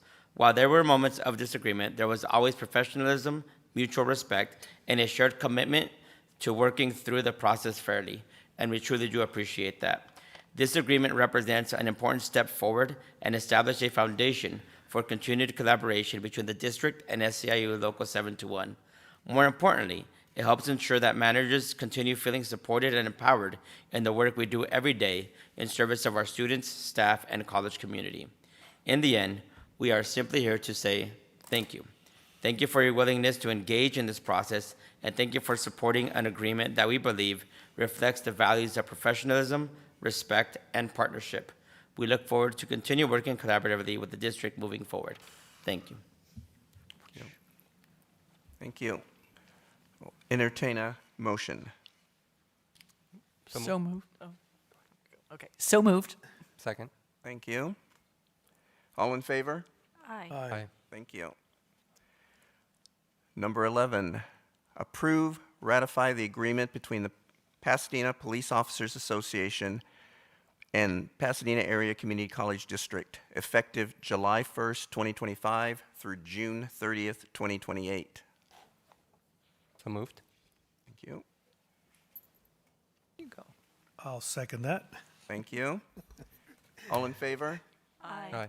Thank you. Yes, Number 12, approve additions, modifications, and deletions to the credit and non-credit curriculum. Mr. Chair, I just had one comment. For the elementary teacher education document, which is great, by the way, just on page 2, there's one typo under learning outcome mapping. I think there was a tech error, and it just says unable to parse program body. So I'll move to approve, but can we make sure we just fix this on the publicly available document? Thank you. Is there a second? Second. Thank you. Student trustee. Aye. Thank you. All in favor? Aye. Aye. Thank you. Certification of signatures. Do we need to do that now, or should we do it later? Thank you. All right. To I'll- approve I'll- it, or? I can move then. So we need to move this time, yes? Yes, thank you. Second? Second. Thank you. Student trustee? Aye. All in favor? Aye. Aye. Thank you. We're now come to the superintendent president's report. Great. Thank you so much, everyone. I want to begin my report by welcoming our new Vice President for Business and Administrative Services, Dr. Jennifer Clark. It's her first board meeting, and she comes to us from Moore Park College, where she spent 6+ years as the vice president there. And then before that, did a lot of other great work. Today, we also welcome Hagop Kasabian, who's also here. He will be taking the baton from Richard Lorette. Hagop is our new executive director for facilities and sustainability, and he comes to PCC from Glendale Unified School District. So want to welcome him. We also have a couple of other folks. Mindy McKinley Throop, who's the new director of student health services. She's actually been in the role for some time, but she starts again officially after this meeting. And then we also Noé Reyes, who's our new director of purchasing and contract services. He's also on the agenda, and he comes to us from Montebello School District. And finally, Carol Friedman, who's our new director of nursing programs. She's not here today, but we're welcoming her. I think it's her second week on the job. And then next board meeting, well, maybe not next board meeting, next board meeting, and likely the next board meeting, you will also get to meet 2 new members of our executive and committee and cabinet. Ivan Benya, our new vice president for student services, and also Hannah Lawler, who's our new executive director for institutional effectiveness. And they also both have significant experience in our community college world. Dr. Pena is coming from Grafton, is that? Grafton College, Hills College, and Dr. Lawler is coming from Santa Monica City College. So we welcome them. But this evening, I also want to thank our members of the Associated Students Board for their presentation and everything they do to create a vibrant student life on campus. It was good to hear from the students about their concerns and those items that are important to them. Looking forward to continuing our collaborative relationship, but in particular, I want to recognize our student trustee, Daria. One of the things that I noticed is that a lot of the concerns that the students raised are also deeply held concerns that you share with me during our meetings, and I really appreciate your wisdom and counsel in providing me with the student perspective and so many of the things that we're doing as a college as a result of your advocacy on behalf of the students. So I wanted to make sure that I recognize you. Also want to recognize the tremendous work of, I wish they were still here, but maybe they can hear about it on YouTube, but I wanted to recognize the tremendous work of our PCC Environmental Sustainability Club and their faculty leadership, especially Professor Emily Fernandez.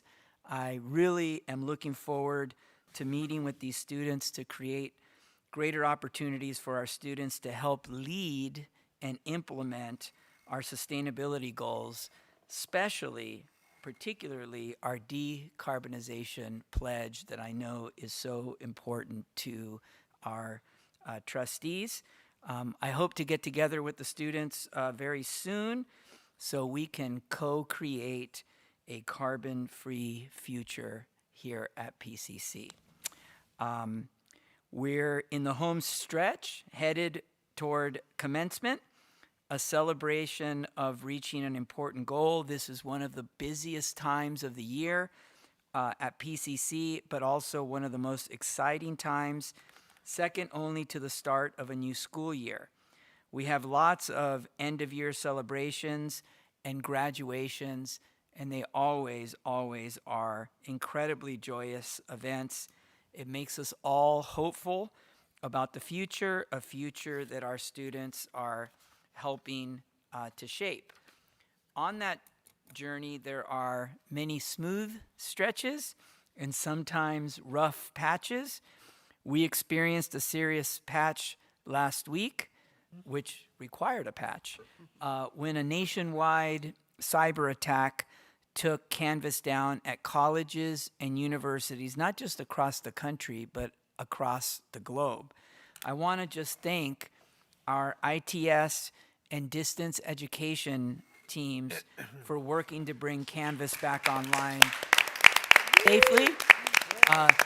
TJ, our head of IT, I don't think he's slept much. I'm actually surprised you're here today, but it's just so impressed with how quickly everybody came together to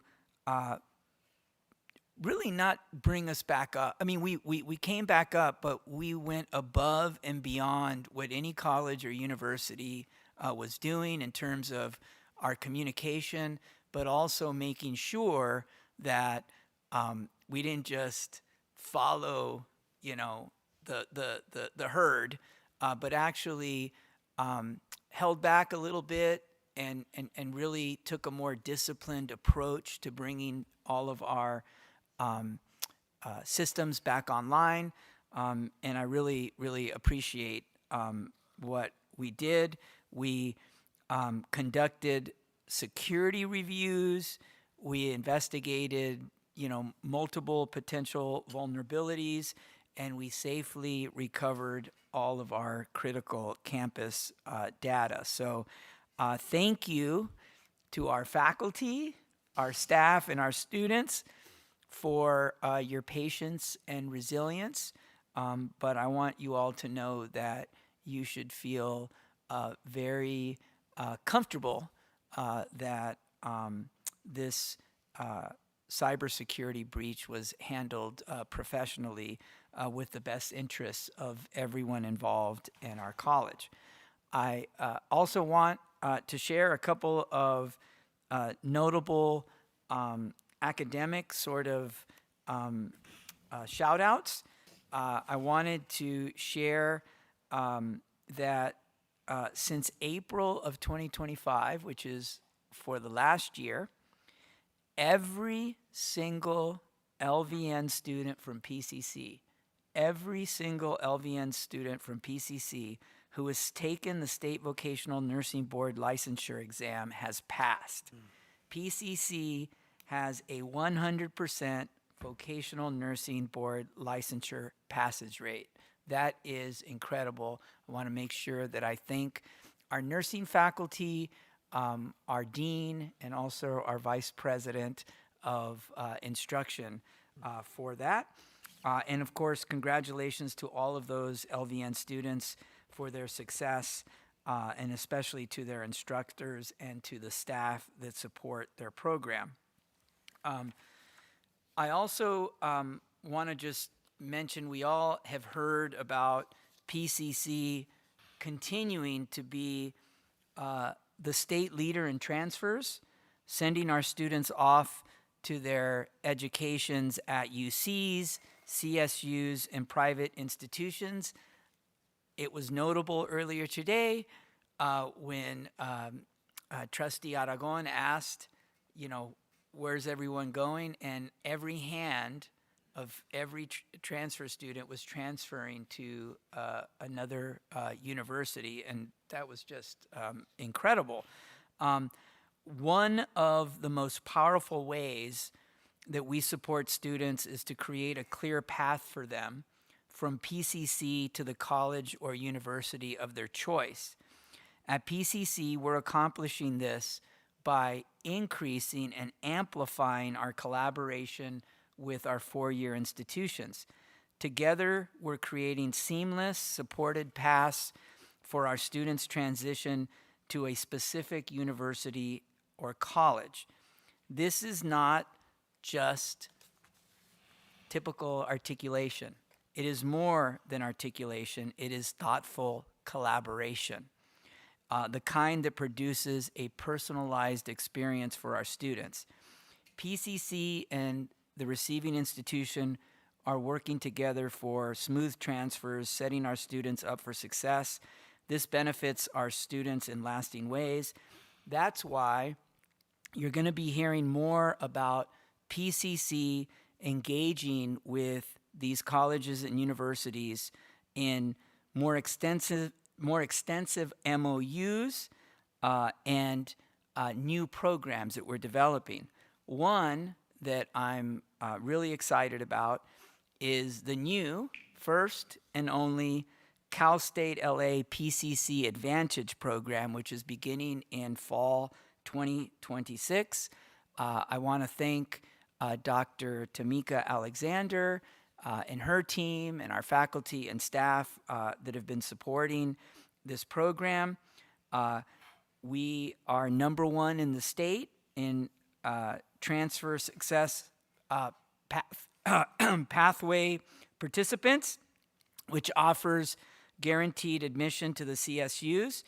But we are sort of enhancing that now with Cal State LA. Students, PCC students, will now be able to cross-enroll at Cal State LA while completing their studies at PCC, and they will be secured a guaranteed admission spot for a future term at Cal State LA. The program will also include increased transfer advising and structured programming to support their success. The pathway is designed to strengthen the pipeline to Cal State LA. On the board agenda today is this MOU that has been developed and is now, which has just been approved. This is the first program of this kind, and we expect to form more of these programs, again, not just articulation, but greater collaboration.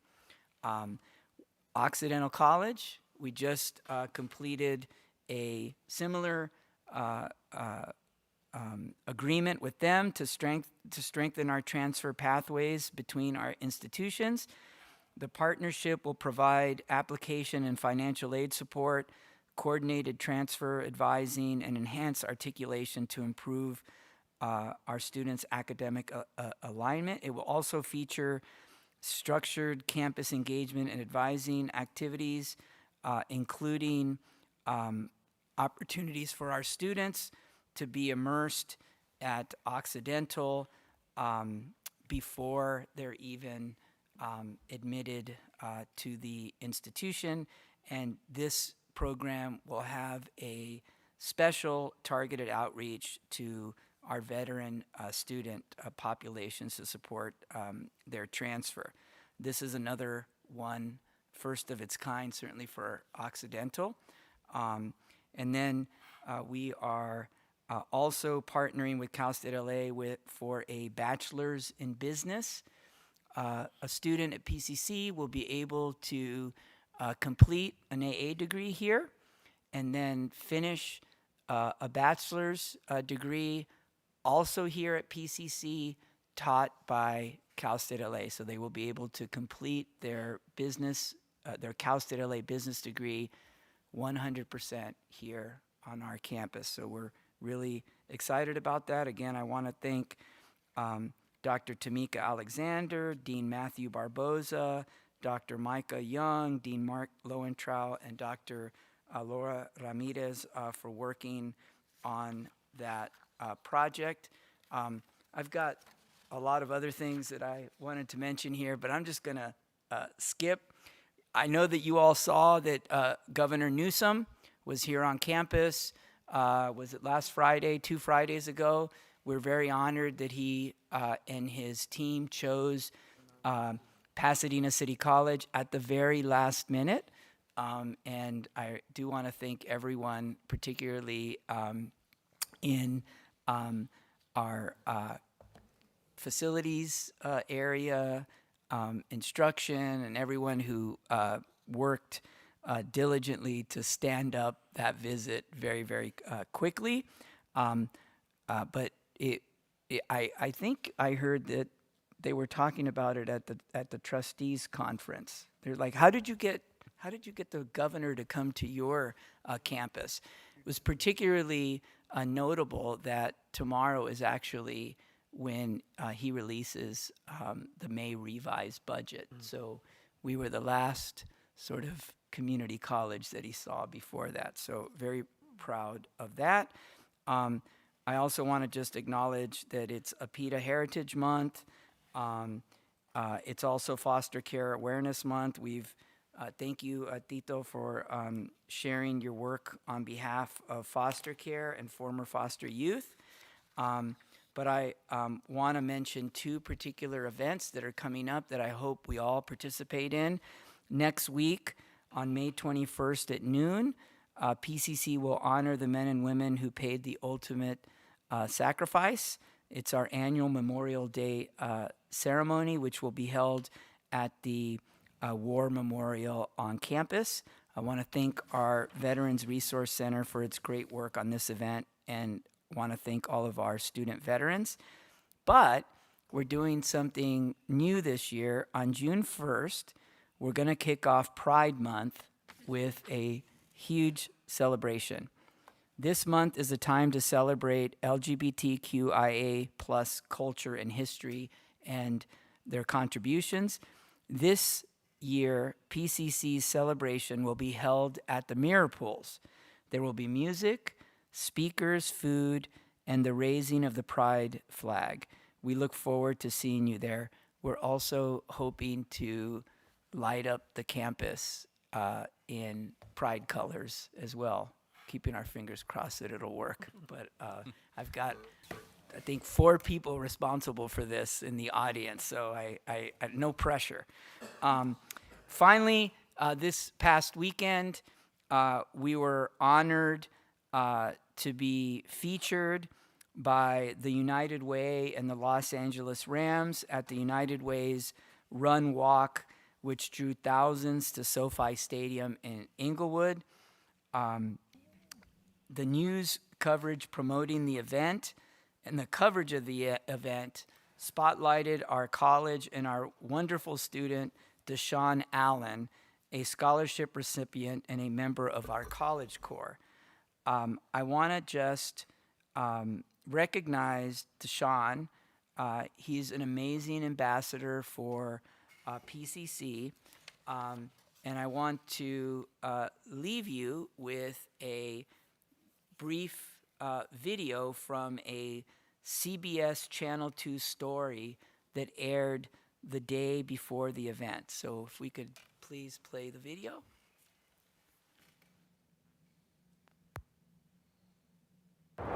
United returns to SoFi tomorrow, and the LA Rams are stepping up to bring thousands of fans together to help people in need. CBS LA's Cara Fincham shows us how you can lace up your sneakers and join them on the path toward a brighter future. Many students here at Pasadena City College are working hard not only to keep their grades up, but to pay for groceries and rent. It's actually a bench right there I used to sleep at. Nobody to know, and then I'll take workout classes and I go take a shower. That was my first semester. Dushawn Allen knew leaving his home and family in the South to pursue theater and graphic design would mean sacrifice. But he thought by working hard, he'd keep a roof over his head. When he felt most alone and overwhelmed, he found help on this campus. And it's a resource center to kind of help you get housing, help you get food. Allen then secured a paying job and an apartment just north of campus in Altadena. He was just getting his footing when the Eaton fire ravaged the area. His apartment didn't burn, but was filled with ash and smoke. Throwing up, and then it was hard to breathe. And when I went to the ER, they were seeing the particles in my lungs. If I continue to stay there, it'll make it harder for my lungs to recover. Allen ended up displaced, but he says once again, this college community embraced and supported him. Which encouraged me to continue to push forward in my education. If I didn't have the community, I don't think I would have made it. United Way initiatives support all Angelinos in need. Esmeralda Fabian Romero is with United Way. She says in California, 1 in 4 community college students have experienced homelessness. 50% have faced food insecurity. To help, this weekend the nonprofit is hosting its big annual fundraiser. The Family 5K will take place Saturday at SoFi Stadium. And given whose house that is, community feel is really special. They're hoping for a rampede. Players and cheerleaders will lead the charge. Allen will join them to talk about his journey. So 3 more semesters here, hopefully, because I'm working on the portfolio. He says he still faces struggles, but through PCC, got a scholarship and critical support. When you're around the right community and when you're around the right environment that produces education, you can achieve your dreams. He's now an honors student and just landed a coveted internship with leadership training. He hopes to soon transfer into a state university. United Way says supporting students like him isn't just part of their mission, it's a rippling investment. To help students stay enrolled, graduate, and build a better future, not just for them, but for their families and their communities. Not a lot of people in my family have been in a place of education. And this is really a great opportunity for me. Cara Fincham, CBS, LA. And we put a link on cbsla.com where you can register or learn more about Saturday's 5K Walk and Run. There will also be... Yeah.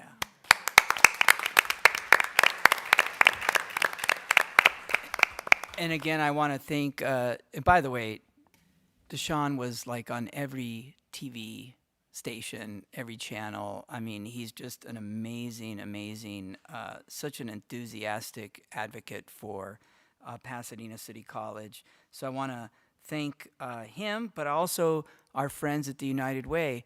The United Way has been investing significantly in Pasadena City College, and we have some exciting programs in partnership with them that are going to be unveiled soon, and so want to thank them and also the Los Angeles Rams, and for seeing so many Lancers at the walk this weekend. And I think that we gave the trustees some shirts. Do you have your shirt? You want to show the shirt? Yeah. This was a shirt that the PCC team wore at the walk. Some of you may be too young to get that, but those of you that know. So anyway, that's my report. Thank you so much, and have a great evening. Thank you. Announcements by shared governments, representatives, and Board of Trustees. We'll start with AS. Hello, everyone. Earlier, you heard a lot about what AS has been doing and has been busy with the academic year. But one thing we didn't highlight as much is what the future is going to hold. The AS Executive Board elections are happening as we speak, and I find it important that students know that they are indebted to service from their student representatives. So to all the students watching, and there may not be a lot because it's so late, but please vote. You're going to find all the links you need on Lancer Life and on the MyS PCC Instagram. You're going to find the candidates, the people who are running and opposing offices, and all the information you need about the candidates. So please get out there and vote. Thank you. Classified Senate. Good evening, Board of Trustees. The current Classified Senate 24-26 board will complete its term on June 30th, 2026, and we are currently in the election process for the incoming 26-28 board. Classified Senate would also like to extend our sincere appreciation to the Board of Trustees for passing and recognizing Resolution number 894, commemorating Classified Employee Appreciation Week. The resolution recognizes the invaluable contributions of classified professionals across PCC and acknowledges the resiliency, commitment, integrity, and excellence that classified staff demonstrate in supporting students, maintaining safe and welcoming environments, and advancing the college mission. Classified Senate looks forward to celebrating our classified colleagues for all they do next week with the following events. Monday, we'll start with the Golden Launch. Tuesday, we'll have the Golden Breakfast. Wednesday and Thursday, we'll have a half-day professional development sessions. We also extend a warm welcome to all newly hired classified professionals joining the PCC community. We are excited to have you here and look forward to celebrating alongside you. Thank you to all classified professionals for the dedication, care, and excellence you bring to PCC every day. Classified Senate remains committed to supporting, celebrating, and advocating for classified professionals across our campus community. Thank you. Thank you. Management Association. Good evening, everyone. Next week is the Spring College One Research Awards Conference. This is a smaller scale conference of the fall conference. In fall, we had 100 sections of College One, and in spring, we have 10 sections. Smaller, but no less mighty. Students will be presenting their work next week from May 18th to the 22nd. The top 3 groups will be selected, and then they will be presenting during the Culminating Research Awards on Thursday, May 28th, from 12 p.m. to 1 p.m. in Krebling Lounge and win scholarships. Please attend and support student research. You can register for the event in Inside Outside PCC. Speaking of first-year students, Open House is once again upon us.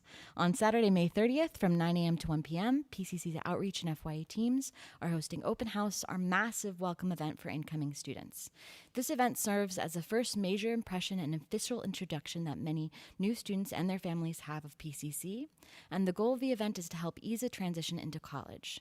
Students learn valuable skills like navigating PCC's registration system, they connect with campus resources, and complete matriculation steps. Open House is also designed for the family members and supporters of new students with parent and family workshops in English, Spanish, and Mandarin that introduce them to PCC as well and go over essential information about the first-time college student experience. Some updates to the event this year include the expansion of the resource fair and relocation to the quad, breakout sessions for programs like LARS, financial aid, and EOP&S, and we will also be using an app in order to streamline information for attendees. To give you an idea of scale, last year we had over 2,000 attendees with about 900 new students and 1,100 family members and supporters, and we anticipate more attendees this year. A lot of work has gone into this event by a lot of people, but especially Angie Alvarez, PCC's Director of Outreach and Guided Entry Services, who leads this project. We are still looking for volunteers if you'd like to be part of this event. Sign up using the links in Inside Outside PCC. We hope to see you there. Finally, I just want to take a moment and talk about classified staff in honor of Classified Appreciation next week. Classified staff members are simply the best. They run this school, there's no doubt about that. Their skills and contributions as a collective group are wide-ranging, wonderfully eclectic, and absolutely essential. On behalf of all managers, thank you for the incredibly important work that you all do. None of us would be here without you. This concludes our report. Thank you. Thank you. Academic Senate. Good evening. I'd like to report that we are moving closer toward establishing a Center for Teaching and Learning, or CTL, at PCC. A position has been flown for a full-time faculty coordinator, and we look forward to hiring very soon.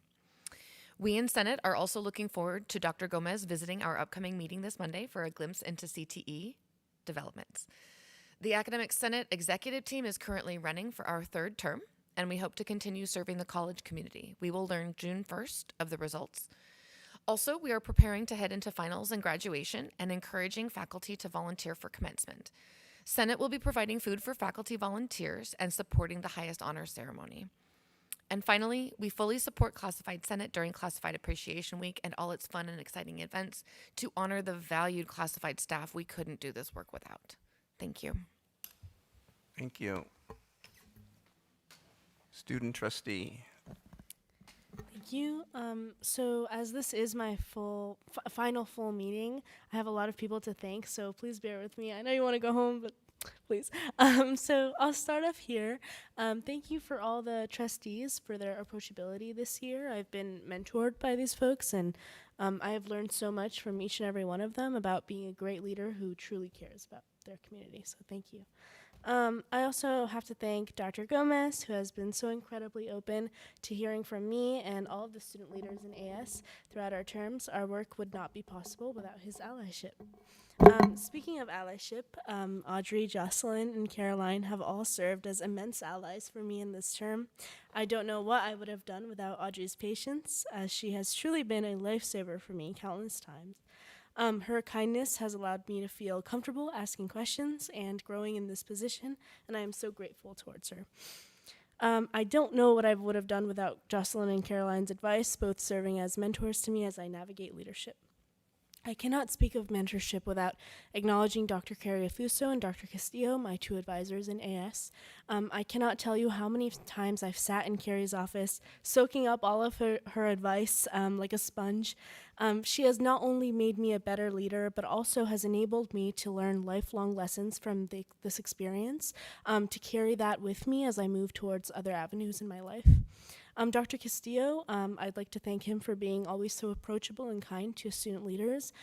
His leadership shapes the Office of Student Life and our service to students. Finally, I would like to thank the most important people in this experience, who are my students, my constituents. The perspectives that I've been exposed to in this role have changed me forever, making me a far more open-minded and curious person generally. From the bottom of my heart, I appreciate you allowing me the privilege of serving you in this year, and thank you. That concludes my report. Thank you. Trustee Aragon. Okay, thank you. I just wanted to say earlier, I was asking in regards to the executive team, so congratulations on those hires. It looks like pretty much we've closed the gap on interims, right? So just congratulations. I think it's very important. I know I've had that conversation with Dr. Gomez in the past about just having that team, so I wish you all the best. Again, thanks to those individuals that work with Canvas. I was actually teaching, and Canvas went down in the middle of my class. But fortunately, I teach in person for the majority of the time, but I know how important Canvas is for our, so the faculty, I'm sure, pivoted and had to do what they had to do. So yeah, great job on that. I just want to say a few things that I attended.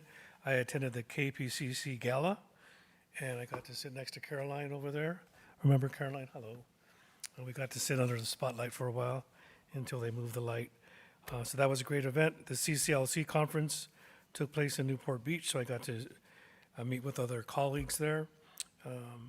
The Honors Scholars Luncheon, and I just want to congratulate Dr. Kennedy in particular on his retirement and his work with those students. It was a wonderful event.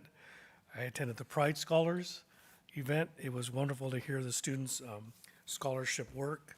Amazing on just their research and what they presented. I attended the Mayor's Breakfast. Yes, I attended the APITA Breakfast. And those are the events that I have down.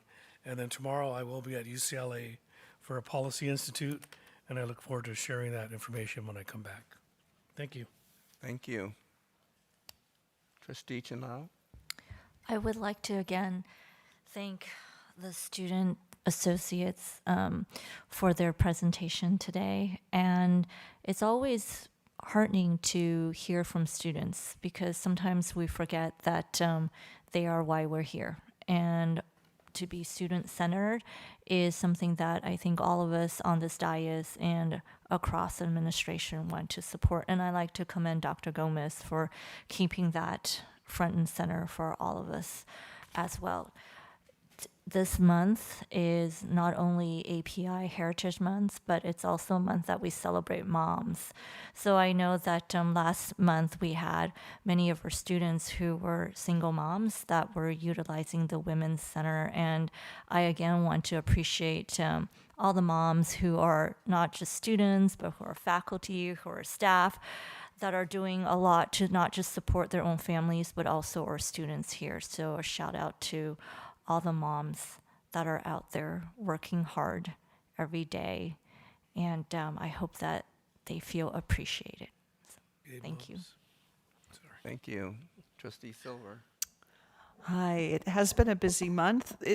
I believe we haven't had a meeting since our Wildland Fire Academy graduation, have we? Did we? Oh my goodness, it was fabulous. Large, impressive cohort of future wildland firefighters, which is different from urban firefighting.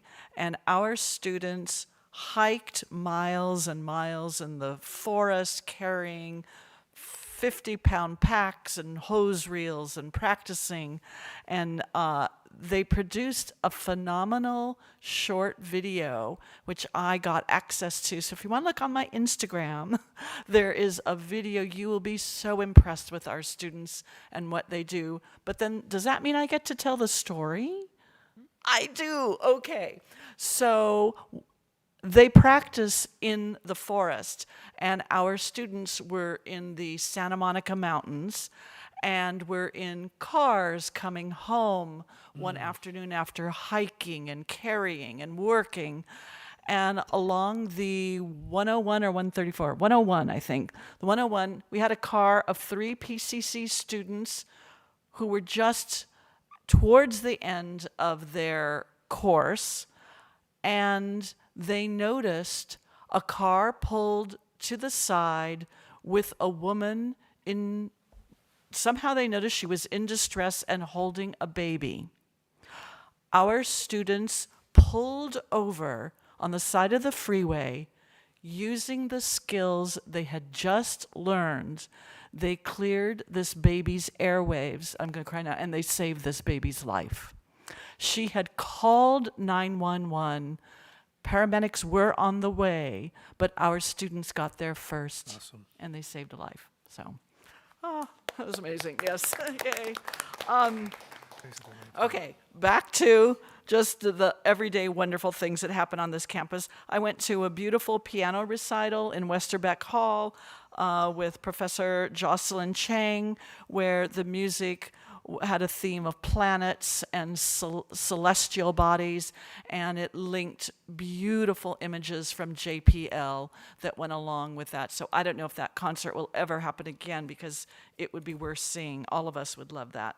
I also went to the conference, the trustee conference in Orange County. So many interesting workshops. One on the accessibility aspect of DEIA with some really fantastic panelists that we need to consider accessibility when we use Canvas in presenting course materials. And by making it accessible, it actually just helps all students, making it more legible, readable, and understandable. Talked about supporting neurodivergent students and some ways that other colleges support neurodivergent students. Talked about captioning everything. I saw that on our budget that we do already caption videos, and that would extend to faculty captioning also. So learned a lot. I was on a panel on strategic foresight, which is a program I hope to bring to this college, which lets us think about future 10, 15 years from now, what could be, what we dream of, and it's really powerful. Let's see, I also went to the Pride Scholars. It was a symposium. It was an academic symposium where we gave our students the opportunity to do original research into fascinating topics that also reflected their lives. And their presentations were professional, and I think that they have such a good grounding in their future academic lives based on what they were able to do here at PCC. And lastly, on I think it was just Monday, I was in this very room at a business pitch competition, which was fantastic. Our business department, business club, I wasn't quite sure who, but had students create business plans, and we were able to see the top 6 finalists, and each idea was well thought out, had, in my mind, true potential to be an actual thriving business. And what our school did was support all of those 6 finalists with checks ranging from $500 to $2,000 so they can continue and hopefully create some of these wonderful businesses that we experienced. And that concludes my report. Thank you. Trustee Liu? Thank you so much, Mr. Chair. Just a few notes of appreciation. Echoing what Dr. Gomez said about the Governor Newsom visit, Trustee Wong and I had the opportunity to be there, and it was just awe-inspiring to see everyone at PCC organize in less than 48 hours to put on such a wonderful program for the governor, and that includes also guaranteeing, safety protocol. So huge kudos to facilities and the police at PCC. The only time I ever questioned security was when we gave the governor power saw to operate, but Governor Newsom did great. And like Dr. Gomez said, that was the Friday of CCLC. So afterwards, I drove down to CCLC, and PCC was the talk of the conference about how we managed to get the governor to come to campus.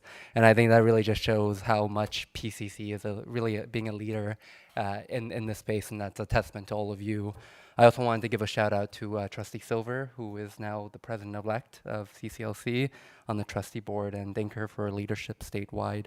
I also wanted to thank the PCC's Retirees Association that had their annual scholarship luncheon. I had the opportunity to attend and present a scholarship to a student. And I'm just always so impressed by our retirees who, even after their decades of service to PCC, want to continue being involved and want to help our students succeed. I wanted to thank the Temple City High School principal and vice principal for inviting me to speak to the pre-law club again. I've spoken there for the last 3 years, and I know that's something Dr. Gomez and I have talked about, finding ways to expand our potential pathways to a legal education from PCC. Not that we need more lawyers, but it'd be great to have more lawyers from community college backgrounds. And speaking of future lawyers, I also wanted to end by maybe the most important thank you to our student trustee and potentially future lawyer, Trustee Derek Shani. I think a year ago was when we first grabbed coffee at Tartine, and we talked about what your priorities were during your year as trustee, and you've not only met them, but you've far excelled. And I think Trustee Chen Lau had mentioned the LinkedIn post. I remember seeing the photo, the selfie of you and AOC, and I was just like, wow, AOC is so lucky to take a selfie with Daria. So I wanted to congratulate you again. We're gonna miss you. Your successor is gonna have big shoes to fill, but I know you're gonna do amazing things at UC Berkeley, and go Bears. And that concludes my report. Thank you. I also want to thank the students who presented today and shared information and activities with us.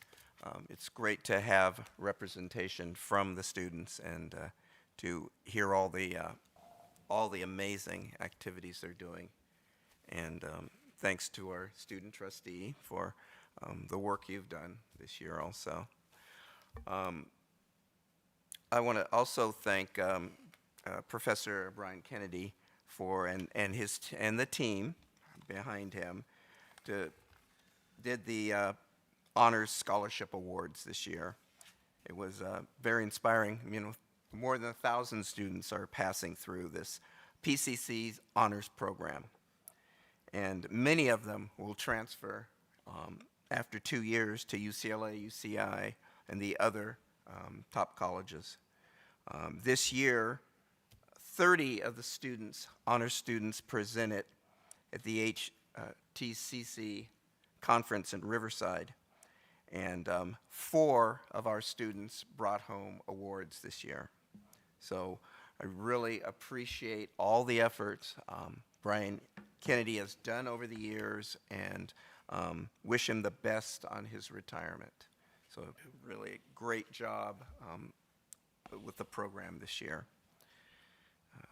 And it was wonderful to see the cadets at the Wildland Fire Academy.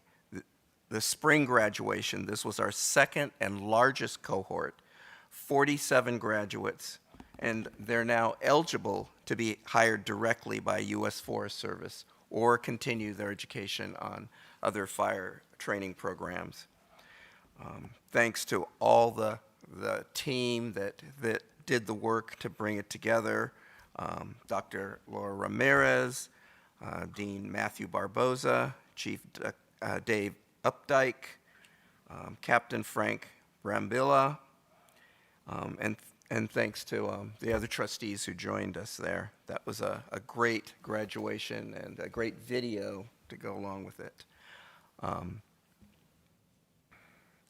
The PCC Foundation hosted Community and Continuity, Altadena Music Then and Now at Westerbeck. It was a conversation with a former PCC music professor, Bobby Bradford. He's a jazz legend who has been living in Altadena and lost his home in the Altadena fire, but has continuing to perform and present. And so it was great to have him here at PCC to talk about his experience, his life with other musical legends and all the things he's done. It was wonderful to hear his story and the story of other jazz folks and people at PCC and our music department. That was great. And how old is he? How old is he? He's in his 90s. He is in his 90s, and you wouldn't know that from his presentation here. He was a great speaker, and it was very enjoyable to hear our current professor talking to him and asking and bringing out the history. That was great. I also enjoyed Tam Tran Goes to Washington, which was performed by the East-West Players right here in this room. It's a story everybody needs to hear of a young UCLA student who testified in Congress before the first DREAM Act vote in Congress. If you see the story, you will be moved. You'll be. It's an inspiring and dramatic and difficult to hear, but it's an incredible story that everybody should hear. So they've been East-West Players have been traveling around from campus to campus performing, and so if you get a chance, you should see it. So it's great that we had it here. I'm participating with the Black Elected Officials of California, and we have several events coming up in June, including an event in Pasadena. So I'll be letting people know about what's happening in Pasadena with the Black Elected Officials of California. And that concludes my report. Thanks. Awesome. Next. Proposed future board business meeting dates. Any changes or suggestions? No? Thank you. Proposed future agenda items. Okay. Then I am open for adjournment. So moved. Thank you. Second. All right, all in favor? Wait, Daria should second it. I rescind my second. Second? Second. Yay. Student trustee. Aye. All in favor? Aye. We are adjourned. Shame.